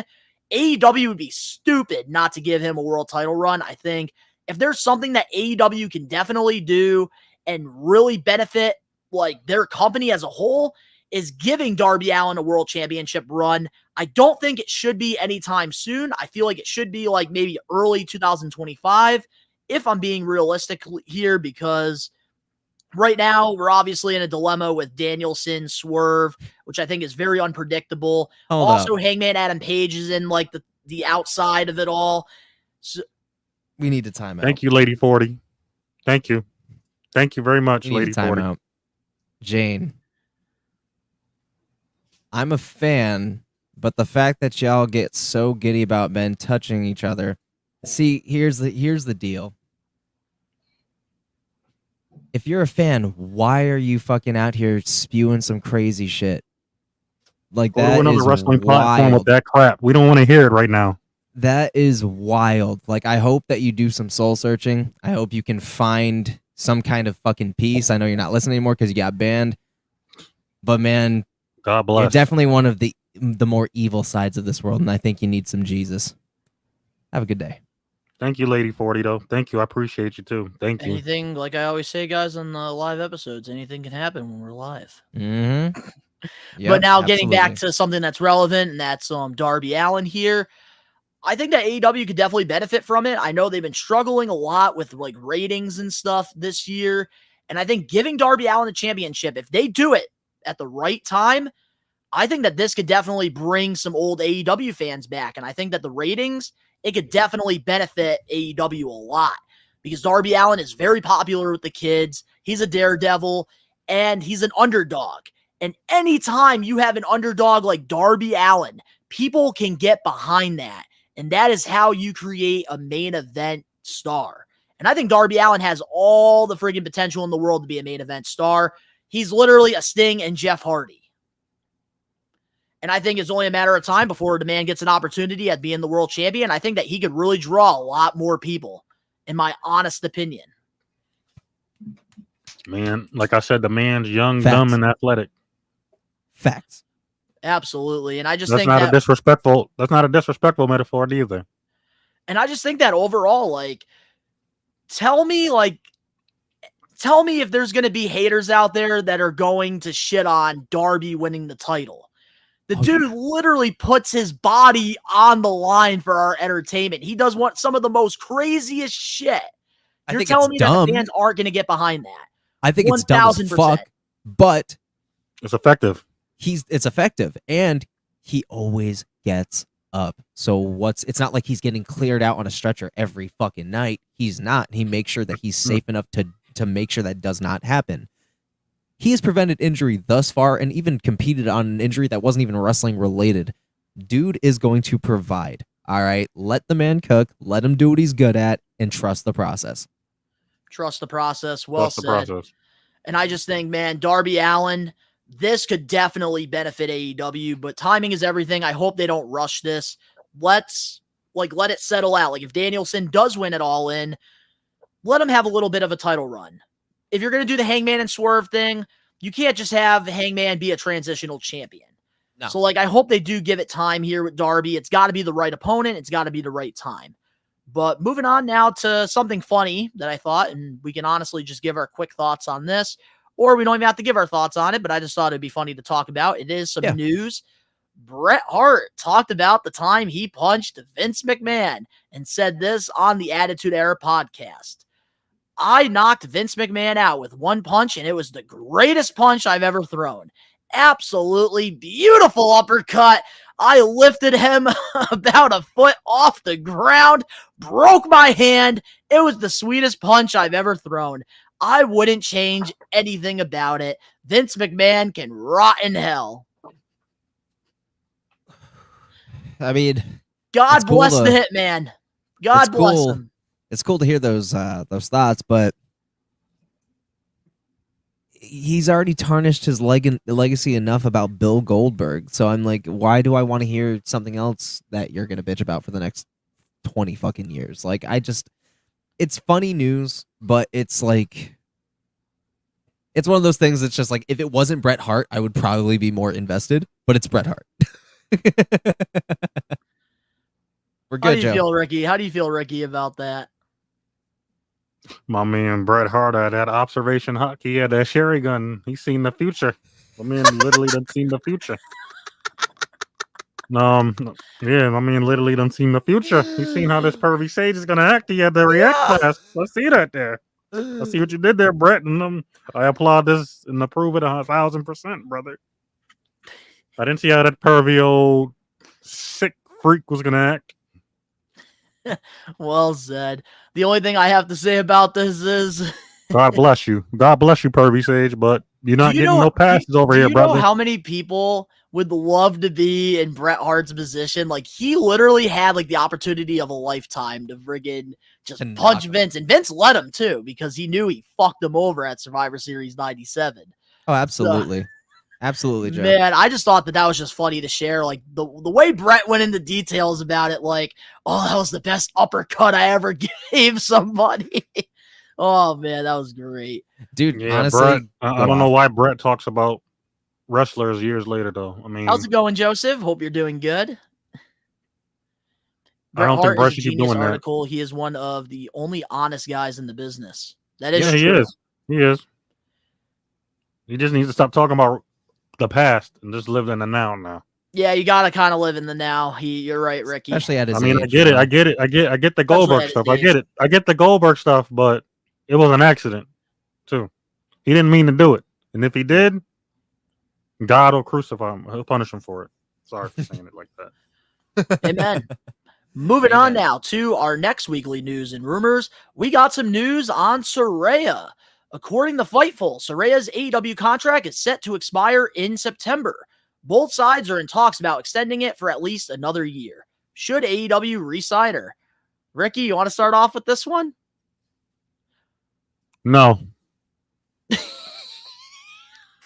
That's it. Y'all can go. I ain't got nothing to say. Respectfully, no. Ben? Bring her back to WWE. Bring her back. We're in a golden era right now. Good answer. Do you really want her back in WWE? At the height of what it is now, yes, I want her to go back to WWE. She would put on fucking bangers with the talent we got stacked right now. Even fucking people coming up from NXT. We got bangers, bro. Her and Tiffy Stratton, her and Bailey, her and Rhea Ripley. Rhea Ripley is the one I'm excited about. Fucking, there are so many people you can go off this fucking list, bro. It is insane. Her and Zoe Starks, her and fucking Shayna Baszler, her and fucking Sonya Deville. Like, I want to see this shit, bro. Maybe a fucking her and Asuka match. Low key, Ben is kind of convincing me right now. That's what I'm saying. Her and fucking the Kabuki Warriors, even if there was like a thing where she fucking went after them for turning on her, there's already storyline build ground there. So like there is some shit. She could come back as a heel or a face. Either way, big pop. I'm not gonna lie, I don't understand why AEW She left on bad wants terms? to bring her back for another year. She has done nada. Wait, Zero. Donnie. No. Joe said that Triple H won't let her back. She left on bad terms. She left on bad terms? Who, Paige? Yeah. She left on bad terms. I know that Ronnie wasn't her boyfriend, Ronnie, the lead singer of Falling in Reverse, who by the way I'm seeing next month. Apparently he was like pissed at Triple H for something. He was pissed at him for some shit. I could see Japan. That's an option if she doesn't go back to AEW. Mm-hmm. But that's the thing. I don't know because I feel like the door's always open in WWE because Triple H is obviously a businessman. If CM Punk came back, we can get her back.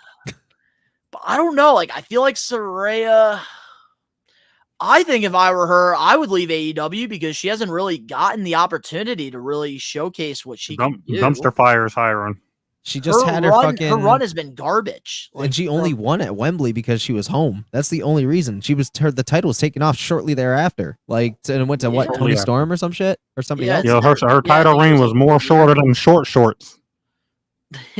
I don't know, man. Like, with Saraya, like, she's just a shell of her former self, and it's sad to see. Like, I do think WWE could be one of those situations where, like, she could definitely benefit and come back to being herself. Oh, yeah. She's still very young. I think she still has a lot to give. Obviously, she's not the same performer that she once was due to injury, but I think that she still has a place in the business. And I just think with AEW, they ruined her by just having her turn heel right away. Like, that's the thing that, like, really just ruined it for me. Like, she came back, everybody was so happy to see her, and then just randomly turned her heel for no reason. And then after that, she got lost in the shuffle. So I think if AEW re-signs her, that is a stupid move. I think that it hasn't worked out. Saraya, she was able to get back in the business thanks to AEW, but now I think it's time for her to go to WWE, and I want to see her and Rhea, like you said, Ben. Give me that match. Paige versus Rhea. Take my money. Even Liv Morgan, I think. That'd be a great match, too. Hell yeah. You think that Triple H will let her song come with her, too? Ooh, I do think so. If they can let Cody Rhodes come out to Kingdom, which I know Cody's a bigger star than her, I think that they'd be okay with it because she's obviously like married to this lead singer. So obviously, like, it's gonna be an easy, like, okay, yeah, we could do that. That's easy. Because a lot of the times with like licenses, it's very tough, but like in that situation, I don't think it's that tough. And then we have Danny Huckins in here real quick. WWE fired both Saraya and Alberto because WWE wanted them to break off their relationship because of how toxic it was, and they both refused. Wait, what? How do you? I did forget that actually. You are kind of right. Like, but they weren't also a lot of heat. They weren't together when she left, though. That doesn't make sense. Yeah, they weren't together when she left. You're right. She was with Ronnie. Yeah, because she was on I think she was like on like appearance deals, right? She was doing stuff for like the PLEs and stuff. Am I correct? Want to tell the host that they don't know the facts, unfortunately. What is up with you guys today? Holy shit. Well, that's the thing, man. There's here's the thing, Joseph. There's so much going on in the wrestling world that sometimes it's tough to like really remember a lot of this stuff. Like you have to think about it. Saraya leaving WWE, that was years ago, man. Her and Alberto's relationship, that was years ago. That was like 2017, bro. But that's what I mean. I think Saraya, like, she's got to go back to WWE or do something because I think she's talented and I think that she has so much more to give to the business, and I think AEW is not giving her that. I like that they let her wrestle on Dynamite this past Wednesday, but can we get that consistently? That's all I got to say about it. But moving on now to our next weekly news and rumors. During the 6 Feet Under podcast, The Undertaker revealed he had a long talk with Ludwig Kaiser at Raw recently, and he's convinced that Kaiser is going to be something special.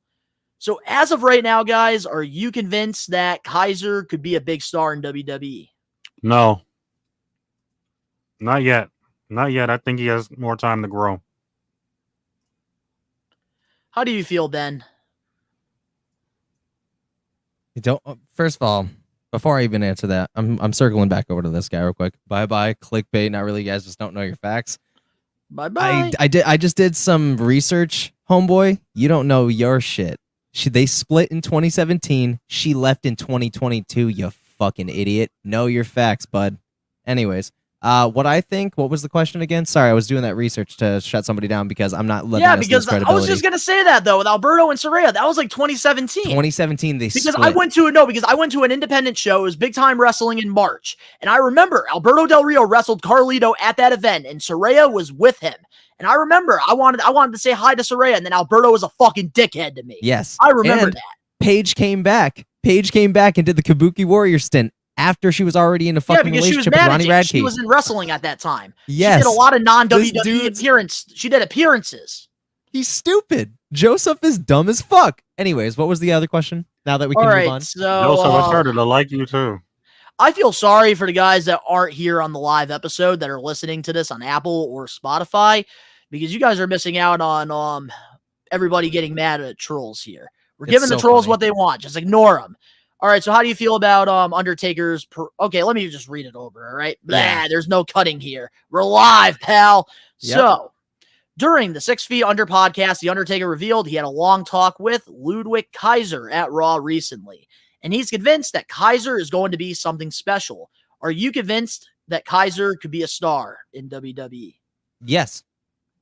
I agree. I do. I've always seen something in Ludwig Kaiser. I think it's going to happen post-Imperium. I think that there's obviously some wear and tear in how Gunther has treated him over the last couple of years. When that time comes, we're getting a massive gimmick change. I think he's going to become a more serious star and will win his first fucking mid-card title, and we're going to start seeing him more in singles competition. I think he's built for it. He's transformed himself for it. He's definitely got the Riz 100%. And his moveset is honestly not bad. He is just selling for other people right now. But his time's going to come. And I think that's why, like, The Undertaker feels like he's going to be something special, because a lot of the times, like, when there's performers that are willing to give to the business and not necessarily try to politic and, like, put themselves over, they're willing to give to the business will always give back.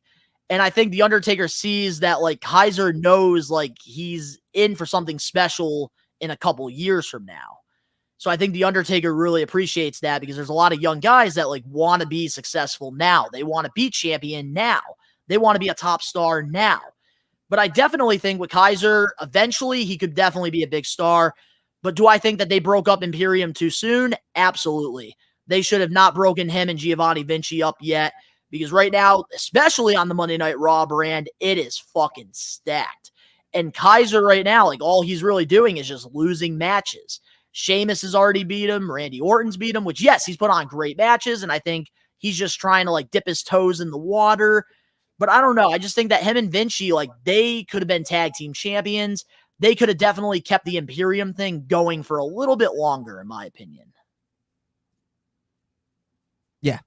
Dang, Matthew, that wasn't nice.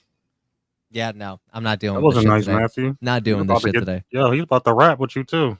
But I don't even know what's going on. Did I give my opinion already? I think I gave my opinion already. Did I give my opinion already? I think I did already. Good. Yeah, this shit's just throwing me off today. I'm sorry, man.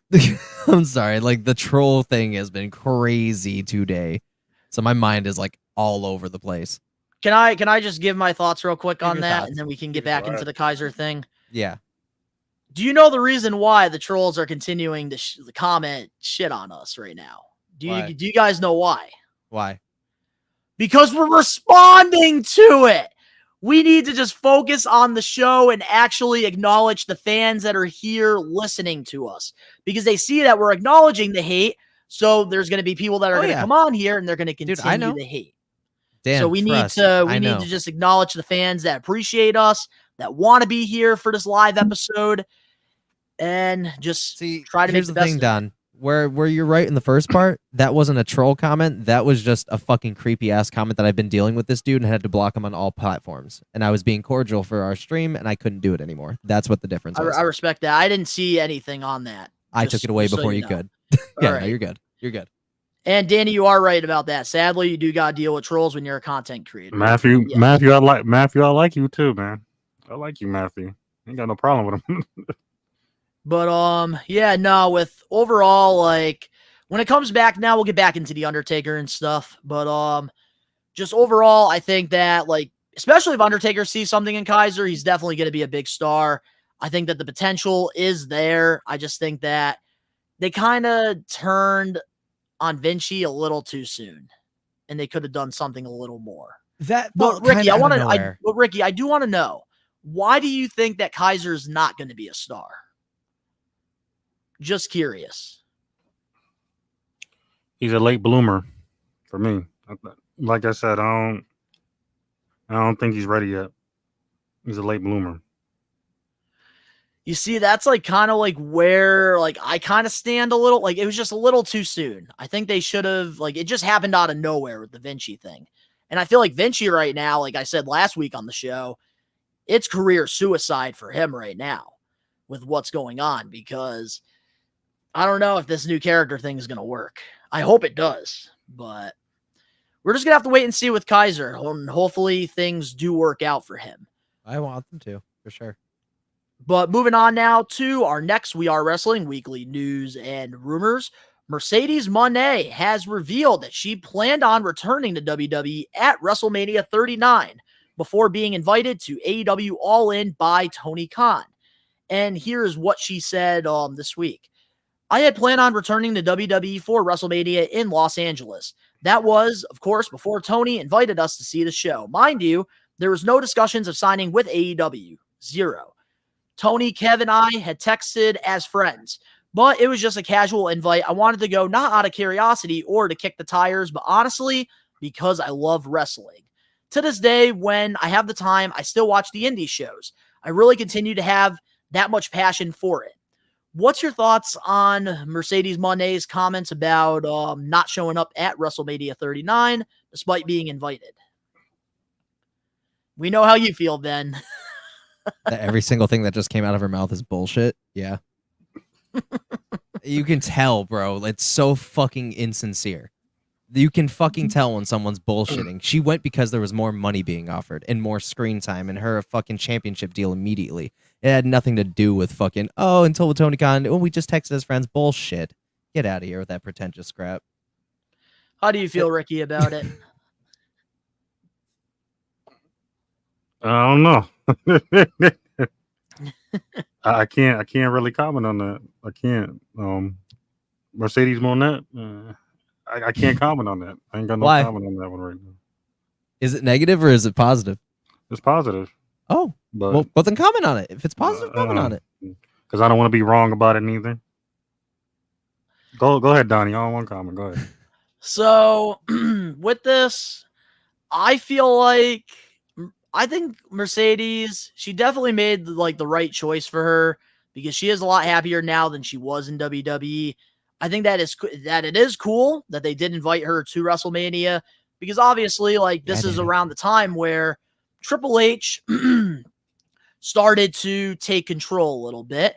So Triple H was trying to bring back a lot of his guys and girls. And we all know the Four Horsewomen, they're always going to have a special place in Triple H's heart. But I think that like she made the right move. I think that it is smart for her to leave WWE, see what's outside.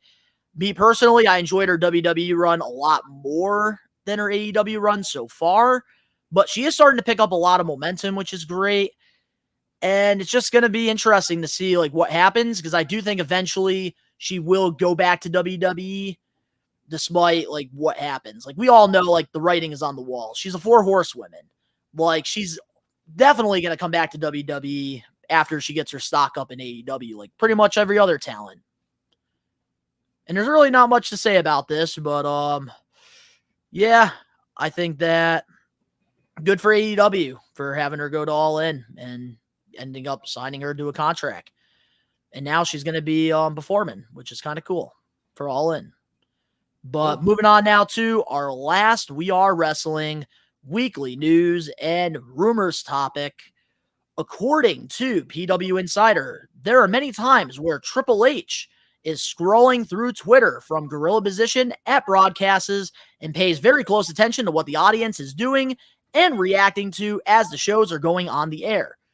Do you think Triple H going on Twitter throughout the live shows are a good thing or a bad thing? Good thing. Very good thing. Social media and reactions in general. Hence, again, I'm going to plug myself real quick. So when it comes to reactions, you want to pay attention to what's hot. You want to pay attention to scenarios. You want to pay attention to theories because a lot of your theories are what they're looking at because they're trying to find new, fresh ideas of telling stories. And calling audibles are a thing. Sometimes you have to go with fan service. It's just how it works. Sometimes you got to go against those ideas to make it more spicier. So for him to get the outside source in listening to the fans' critiques, to the fans, key phrase right there, boom, it's magic. It's lightning in a bottle, and he's using it as a tool to further these storylines and this business. I got to give it to him. Well said. Ricky, how do you feel about it? I think Triple H is trying to please everybody, but then I think he's come to the point of realizing that he can't please everybody the way he wants anymore. So he's literally doing what he thinks is best for his company and his wrestlers.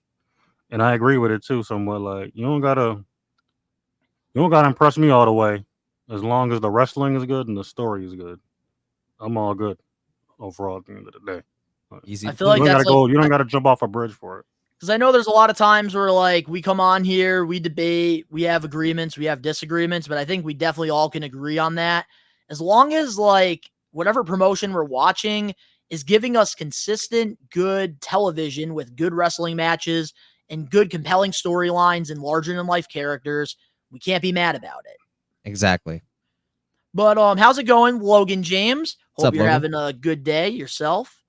But I do want to share my thoughts on this, and I think that this is a brilliant move for Triple H, what he's doing here, because the difference between him and Tony Khan is that Triple H, he knows when to listen to the fans, but then he also knows when not to listen to them, because at the end of the day, let's be honest here, the fans are not always right, and even us, we're wrestling journalists here, we're wrestling podcasters, and we're not always correct. So I think like Triple H, like he's definitely listening to certain things. And I think that that's good for the business as a whole, because not everything you come up with is always going to be a good idea. So I think generally, like speaking, this is brilliant that Triple H is listening to the fans, because I remember one of the things that a lot of people were hyped about when it came to AEW when they first announced the promotion was the fans. They wanted to listen to the fans. And I don't think that was Tony Khan. That was all Cody Rhodes, because once Cody Rhodes left, that just went right out the window, because I feel like they don't really listen to us as much anymore. I can't wait to find out the real reason why he left. He has a fine line when it comes to like listening to the fans and what they want. We've seen it where Triple H has been like in a corner where people weren't happy about decisions made. So then Triple H found a way to kind of just loop around it. And I do think that that's a little dangerous sometimes playing that game. And I think eventually it will catch up to him. But right now, I think what Triple H is doing is fantastic, especially the morals in WWE right now. Like CM Punk talking about at Fanatic Fest, how like right now WWE, and I can't believe I didn't even make this a topic, but WWE apparently has like an app where wrestlers can take days off now, like normal human beings. That is amazing. But to tie off what the subject was with a nice bow, Triple H also knows how to use Twitter as a tool and not a fucking group therapy session. Yeah, nothing. Damn. Yeah, not a group therapy session. He doesn't vent his problems out on Twitter. He looks for improvements. You are definitely right on that. But I will say Tony Khan so far, okay? Because I know he gets a lot of shit for his Twitter behavior. But I'm not going to lie to you. He's been pretty clean for the last like 3 months so far. Because he quietly took that fucking L from Bryan Danielson. That's why he won't publicize his punishments. Yes! Yes! All right, so now, honestly, with that being said, let's get into the Getting Put Over segment. Let's go. Every week, Ben and I and Ricky we pick one past, present, or future professional wrestler, and we put them over. And last week, we ended up putting over Big Papa Pump, Scott Steiner. And this week, Ricky, you were the one that made the decision here. Who are we putting over? Hold on, I can't hear you guys. Hold on. Look, Live episode. anything can happen when you're live. Well, this week, I'll just say it, we are putting over Booker T. Five-time, two-time Hall of Famer, Booker T. We're going to be putting him over this week here on the podcast. And this right here was Ricky's decision here to put over Booker T. So, Ricky, can you hear us now, or you still can't hear us? All right, we got Booker T's accomplishments. Yep, Booker T's accomplishments. All right, Ricky, you can share them, baby. Let's go. Okay, he's the 5-time WCW champion, former 5-time WCW champion. He is a former 6-time WCW World Television champion. He's a former United States champion, a former 10-time WCW Tag Team champion with his brother Stevie Ray. He's a former WCW champion and WWE banner. A former World Heavyweight champion, 3-time World Tag Team champion with Tess, Goldust, and Rob Van Dam. Another former WCW Tag Team champion under the WWE banner with Tess. He's a former Intercontinental champion. He's a former 3-time United States champion, 2-time Hardcore champion. He's a King of the Ring winner back in 2006. And in TNA, he is a former Legends champion, which he created. A former TNA World Tag Team champion with Scott Steiner. He is a 2-time Hall of Famer individually and with his brother Stevie Ray as Harlem Heat. Hell yeah, man. What an accolades for Booker T here. And you already know how we like to do it here on We Are Wrestling. We love to give them a little statue. So we did give Booker T his statue here, which, oh man, I love this getting put over. And honestly, I kind of want to start this off here because Booker T, man, is, I feel like, one of the most underrated professional wrestlers of all time. I feel like despite him being a 2-time Hall of Famer and holding all those championships and accolades, he does not get talked about that much in the business, which is absolutely crazy to me to think about. Nope, not at all. And I just think that, man, Booker T is just one of those hidden gems in the business because he was one of those guys, especially during a time where we would take things serious in the business. Keep going. So, you want it. Keep going. You want it. My train of thought, Ricky. Don't mind me. Keep going. You want it. Keep going. You want it. So I'm commentary. Keep going. So when it comes to Booker T, man, I feel like he's just one of the most underrated guys because during his time in the business, underrated is an understatement. During his time in the business, people took the business so serious. But for Booker T, all he cared about was providing for his family and just what can make entertainment. And that's what it's all about at the end of the day is just entertainment. And Ben's about to do a spinneroonie here on the live episode. Oh man, but yeah, I actually do have to agree here. I do have to agree here, lady. When it comes to Booker T's commentary on NXT, it is great. But when it comes to Booker T, man, just overall, the way he presents himself in the business, we need more of that. And I feel like he's definitely been a step in the right direction when it comes to the new generation of professional wrestlers. Because a lot of them nowadays, they come out like Booker T, where they're not politicking. They're just there to just live their dream. Yeah, dude. Booker T is one of the most humble goats in the entire fucking wrestling universe, dude. That dude has had such an illustrious career, playing some of honestly the best character work out of anybody. I want to talk about King Booker real quick. I didn't realize Booker. King Booker. Oh, King Booker. especially when he had fucking William Regal doing that shit. Fucking hilarious. Ooh, don't forget Finley, Oh yeah, dude. his royal servant.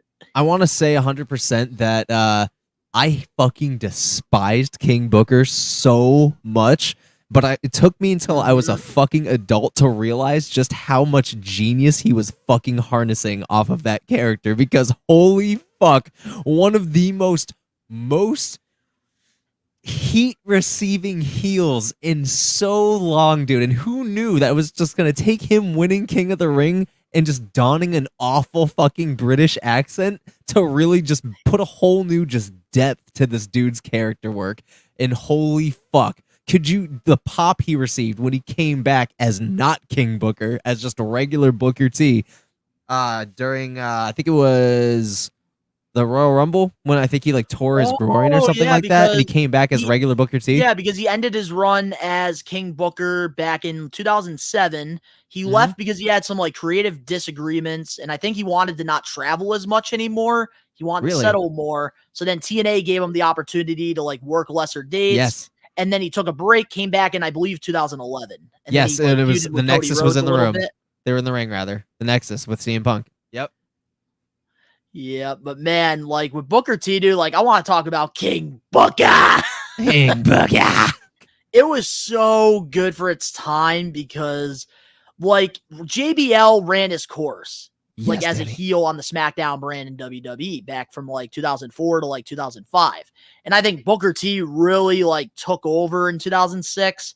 Like I don't know, like I think when they brought Queen Sharmell with him, that really helped him with the presentation, I think, with everything. Because and the fucking Booker, because you have to remember, during Booker T's WWE run, and we're not talking WCW yet, which I know Ricky and I are going to want to get into that in a minute. Absolutely. But when it comes to like his WWE run, man, like what this man did, like he was just a mid-card champion, a tag team champion, and just that one King of the Ring win, like you said, Ben, really changed his career for the better. It was supposed to be a comedy thing, but he turned that comedy thing into a world heavyweight championship run. Generated so much heat. And I'm not going to lie, man, I really enjoyed the feud with him and Batista, too.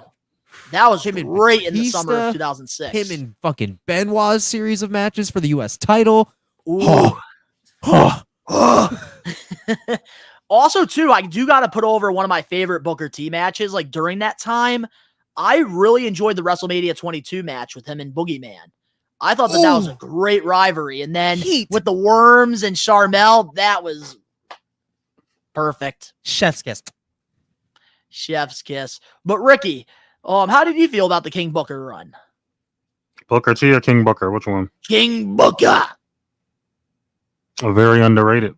Yes. He's very royal, strategic, prestige, comical, and a transformation from two characters. And I feel like with like Booker T, I'm not going to lie to you guys, I feel like that was the last great King of the Ring winner. And then like it started to kind of go like downhill from there. Like William Regal wasn't bad, but like he wasn't on the level of King Booker. No, King Booker was like the last, like you said, good King of the Ring. There was prestige with it. It felt special. Like, he literally donned the cape, the crown, and the fucking scepter every entrance for almost a year and a half straight. That is fucking dedication. The only other motherfucker that did it was one thing Baron I want to Corbin. add too about that. When it comes to like the presentation of the entrance, I think even Queen Sharmell just yelling on the microphone when he comes out, "All hail Queen Booker!" and King Booker. And I just called him Queen.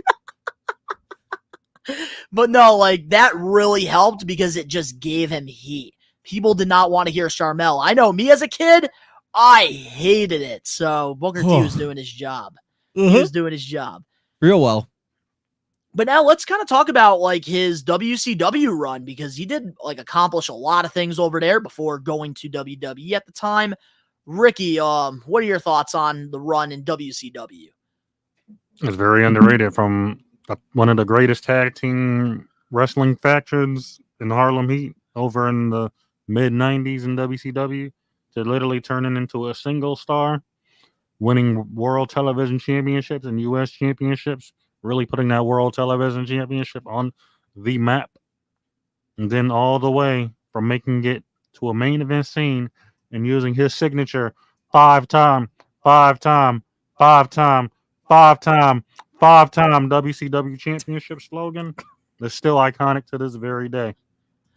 Absolutely. And I feel like with Booker T, like WCW is like the perfect place for him because he started off as a tag team specialist, just like a lot of talented wrestlers in the business, like Scott Steiner, who we literally put over last week. Shawn Michaels started off as a tag team specialist. And Booker T, that was how he was able to get like his foot in the door in the business. And then he went on to having great mid-card championship title runs in WCW. And then towards the end, when creative changed, Vince Russo, who I do shit out a lot here on the podcast on, he really gave Booker T that opportunity, and he gave him the World Heavyweight Championship. I remember Hulk Hogan did not want to give up the title at Bash at the Beach 2000, and Vince Russo did everything in his power to make sure that at the end of the night, Booker T was going to be the one to walk out as the World Heavyweight Champion because he saw how much hard work Booker T put in to WCW. And then him being the very last WCW World Champion and holding the United States belt, that was just a perfect ending for him. And one thing I really do have to put over here when it comes to Booker T is he could have sat out like NWO and a lot of these big names with their AOL contracts. Goldberg, Scott Steiner, Rey Mysterio, they all waited out their AOL deals. But Booker T was one of those guys that didn't want to sit at home and do nothing. He actually decided to let WWE take on his contract. And I think he did take a pay cut to go to WWE at that time with the invasion angle. And I think that like Booker T doing that just shows a lot with his character. Workhorse. Absolutely workhorse. But we do have some comments here that we will talk about here. Let's see. We have Lady here. Yeah, Booker is a cool ass dude. Do you watch him and Brad's podcast? Yep. Yes, I do. I do watch a lot of the clips and stuff. We have Danny Huckins in here. Remember the feud him and Edge had involving the shampoo commercial? Laugh my ass off. It was around WrestleMania 18. Yeah, it was funny. Yes, I do. And Booker T, man, like one of my favorite things, just like, this was one of my favorite segments of all time. Period. The supermarket brawl with Steve Austin and Booker, that was the best. That was so good. But let's talk about some of Booker T's segments throughout the years, because one thing Booker T, nobody can deny, is that he was entertaining. And he had a lot of very iconic segments throughout his career. So let's talk about some of them. So we want to talk about and address that John Cena and Vince McMahon one? That shit was wild, bro. Wild. Oh, I know which one you're talking about. That shit was wild, dude. Like, Vince was nuts for that shit. Nuts. And Vince was known to do very questionable segments, but I got to give that to Booker for that, though. He was really the fucking GOAT for that. Because nobody else would have taken that shit. Nobody for any kind of pay. And I got to give it to Booker for like genuinely being professional about it. Like that was a wild segment.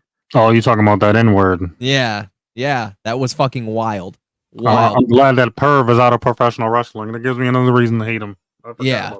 But again, like being a part of crazy segments, that's one of the ones that'll live on for storylines and storylines. Storylines. Exactly. And there's a reason why Booker T has had a longevity career in professional this business. Exactly. Professional. But Ricky, what's one of your favorite segments with Booker T? I wouldn't say it's my favorite. I don't know. Y'all might not remember this, but I don't think I remember this at all. Chris Jericho just lost a match on Raw. This was in 2002. I forgot the date. Oh. So he lost his match, right? He's in the back throwing tantrums and stuff. Booker T comes out of nowhere. He's end up getting in his face. He's like this. Sucker! I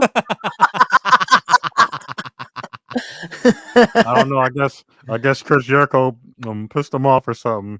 He just got up and said, "Sucker!" I think one of my most underrated favorite segments was the Kane Rooney. and seeing his reaction to the Kane-a-Rooney, bro. Like seeing Booker's just fucking unfiltered ass reaction and just seeing how hyped he was that Kane actually hit that shit was fucking second to none goated. Oh, do you remember that episode of like when Raw went off the air? Like they made a bet backstage with Booker T, try to break the Undertaker and have Undertaker do a spinner-Rooney. Yes, I remember Undertaker that didn't shit. do it. Kane fucking did it though. He hit Kane that shit flawless. Kane did it, man. It was great. That's a but I big will ass say that Rooney. some of my favorite segments when it comes to like Booker T, man, and I wish like the live we had like the visuals for all of this, but it's just nearly impossible. But I'm sure there'll be like a video where we put the visuals and all that. Goldust and Booker T's tag team stuff, A1, and one of my favorite segments of all time with the two. You're not ready to hear this one. Oh God, I might be ringing a bell here for the both of you. So, oh no, one of my favorite ones of all time was when Goldust introduced Booker T to Mini Dust. oh no, And then Mini Goldust started humping Booker T's leg.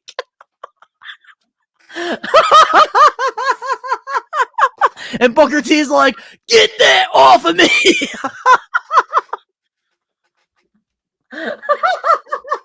Holy fuck. dude, Booker T was one of the hardest dudes in that locker room. That was a part of some of the funniest and like just the well put together segments and backstage history of WWE, dude. Like that dude is the GOAT when it comes to segments. Anything that he touched was entertaining as fuck. Entertaining as fuck. Honestly, so entertaining. But hold on a second. I'm gonna give the We Are Wrestling Maniacs here a treat.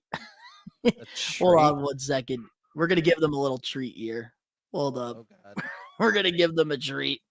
I'm afraid. Oh, Damn that Mike Myers. You know that Mr. Powers guy. He stole my idea. What the hell are you talking about, man? You and I both know that there's only one gold member, and it's... God, I love their chemistry. Look, man, that's already been done. What the hell are you gonna do about it now? But it has been done. But if he can rip me off, well, I'm gonna rip him off. What the hell are you talking about? I'll show you. Come here. he does. Mini Dust. I shall call him Mini Dust. Really, you got to be kidding me. The fact they got away with that shit, bro. Look, man, come out of here. Wild. Wild, bro. That was one of my all-time favorite segments, dude, with Booker T, man. So yeah, dude. good. That tag team was great. So good. But let's talk about like some of our favorite matches with Booker T. Oh, Any stand out to you? We'll start off with Ricky. My favorite Booker T match? That's a little tough right there. I gotta say, let me get to it. I don't think I have a favorite. That's a little tough right there. I gotta say, I'm like gonna say him and Scott Steiner in the last Nitro, or him and Rey Mysterio for the World Heavyweight Championship. Oh, I was gonna say that, you fucker. And then Ben's back to the drawing board. No, I'm not. him I and got Chris it. Benoit in the Best of 7 series. Son of a bitch! You took both of them. Son of. And then him and I don't want to say that match actually, because of the storyline was all messed up. Oh, I know which one you're talking about. I feel like that was one of the most missed opportunities ever with WWE. Booker T should have won that match against Triple H for the World Heavyweight title. And then him and I got one more. Him and Edge at WrestleMania WrestleMania 18. Yep, him Oh. and Jericho. All right, Ben. Time for you to share some. What share some? He took all of mine. He took all of mine. I got observation hockey. He got fucking all of mine. All right, I'll I mean, share I like- some of mine. I'll share Yeah, some of go ahead. mine. So one of mine that I really liked was back in TNA. I really enjoyed his matches with AJ Styles for the Legends Oof. Championship. I thought that those were great back in like 2008. Let's see. Another great Booker T match I really liked was SummerSlam. Him versus The Rock. I thought that was a great match for the World Championship. And I think that really helped the invasion angle because Booker T really took advantage of an opportunity and became a main event guy because there was no Hogans, there was no Nashes, no Scott Halls. They all were waiting for that AOL contract to expire. So Booker T took advantage of an opportunity and became a star out of it. Mm-hmm. Also, I enjoyed like a lot of his work as well with John Cena for the United States Championship. I know that they're feuding a little bit for the belt, so I enjoyed that. But man, Booker T, like just overall, man, like one of the most underrated stars out there, and two-time Hall of Famer, absolutely deserves it. And especially right now, what he's doing, like in NXT commentary, I'm enjoying. Like, I think what they should do, honestly, like, call me crazy here, but while Pat McAfee is in football camp, I really think that they should have Booker T called up, have him work with Michael Cole. Yeah. I think they might as well do it. But yeah, this week, guys, for the Getting Put Over segment, we put over Booker T, two-time I'm And next week, Ben, it is your choice. So who are we putting over? That's a good question. Guys, next week on the We Are Wrestling podcast, we are going to be putting over the one, the only Christian Cage. Oh, man. I Christian really Cage. like that. Yep. That was going to be my pick if you didn't pick him for the Christian following Cage. week. Christian I like Cage. that. Yep. All right. So we're going to be putting over Christian Cage next week, the Father of the Year. Yes, sir. So with that being said, we do not have a main event topic this week because we're live here. Yep. And yeah, I think we absolutely killed it this week here on the pod. But is there anything you guys want to say or talk about before we do close off this week's episode? No, actually, that's actually about time for me. But if you guys want to stick around, talk to the homies for a little bit and do a closeout, that's cool. But I got to go be dad now, so I got to head out personally. All righty, Ben, you have yourself a good rest of your day, man. You too, guys. Ricky, take it easy. Donnie, the best one. And all you guys, have a great rest of the show and enjoy your weekend. See you guys soon. Peace, hombre. Peace, hombre. See you soon. All righty, so we might as well. Do you have anything else you want to talk about, Ricky, that's wrestling related before we close off this week's episode of the pod? No, we caught up with everything except SmackDown, but that don't count. SmackDown doesn't count. Well, no. yeah, SmackDown hasn't started yet, only in just about an hour, so we are going to close this off here. But yeah, to all the We Are Wrestling Maniacs out there that are watching this, let us know in the comment section below your thoughts on all the topics that we covered this week here on the podcast. If you guys enjoyed, make sure to smash that like button now. If you're not a We Are Wrestling Maniac yet already and you're listening to this podcast on Apple, Spotify, wherever you get your podcast, give us a 5-star review, not just any review, a best one review, and download the episode.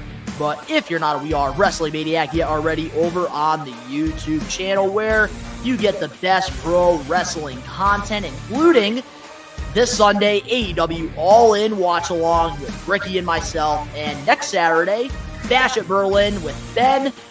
And you guys can also check out the Fanatic Fest vlog. Recommend you guys to hit that subscribe button now, turn on the post notifications. The link's down in the description below. You can go follow us over on our social medias and other YouTube pages. All that down below. And to all the We Are Wrestling Maniacs out there worldwide, the AEW All-In predictions will be coming out tomorrow, so stay tuned for that. And of course, you already know, we are taking over. Peace.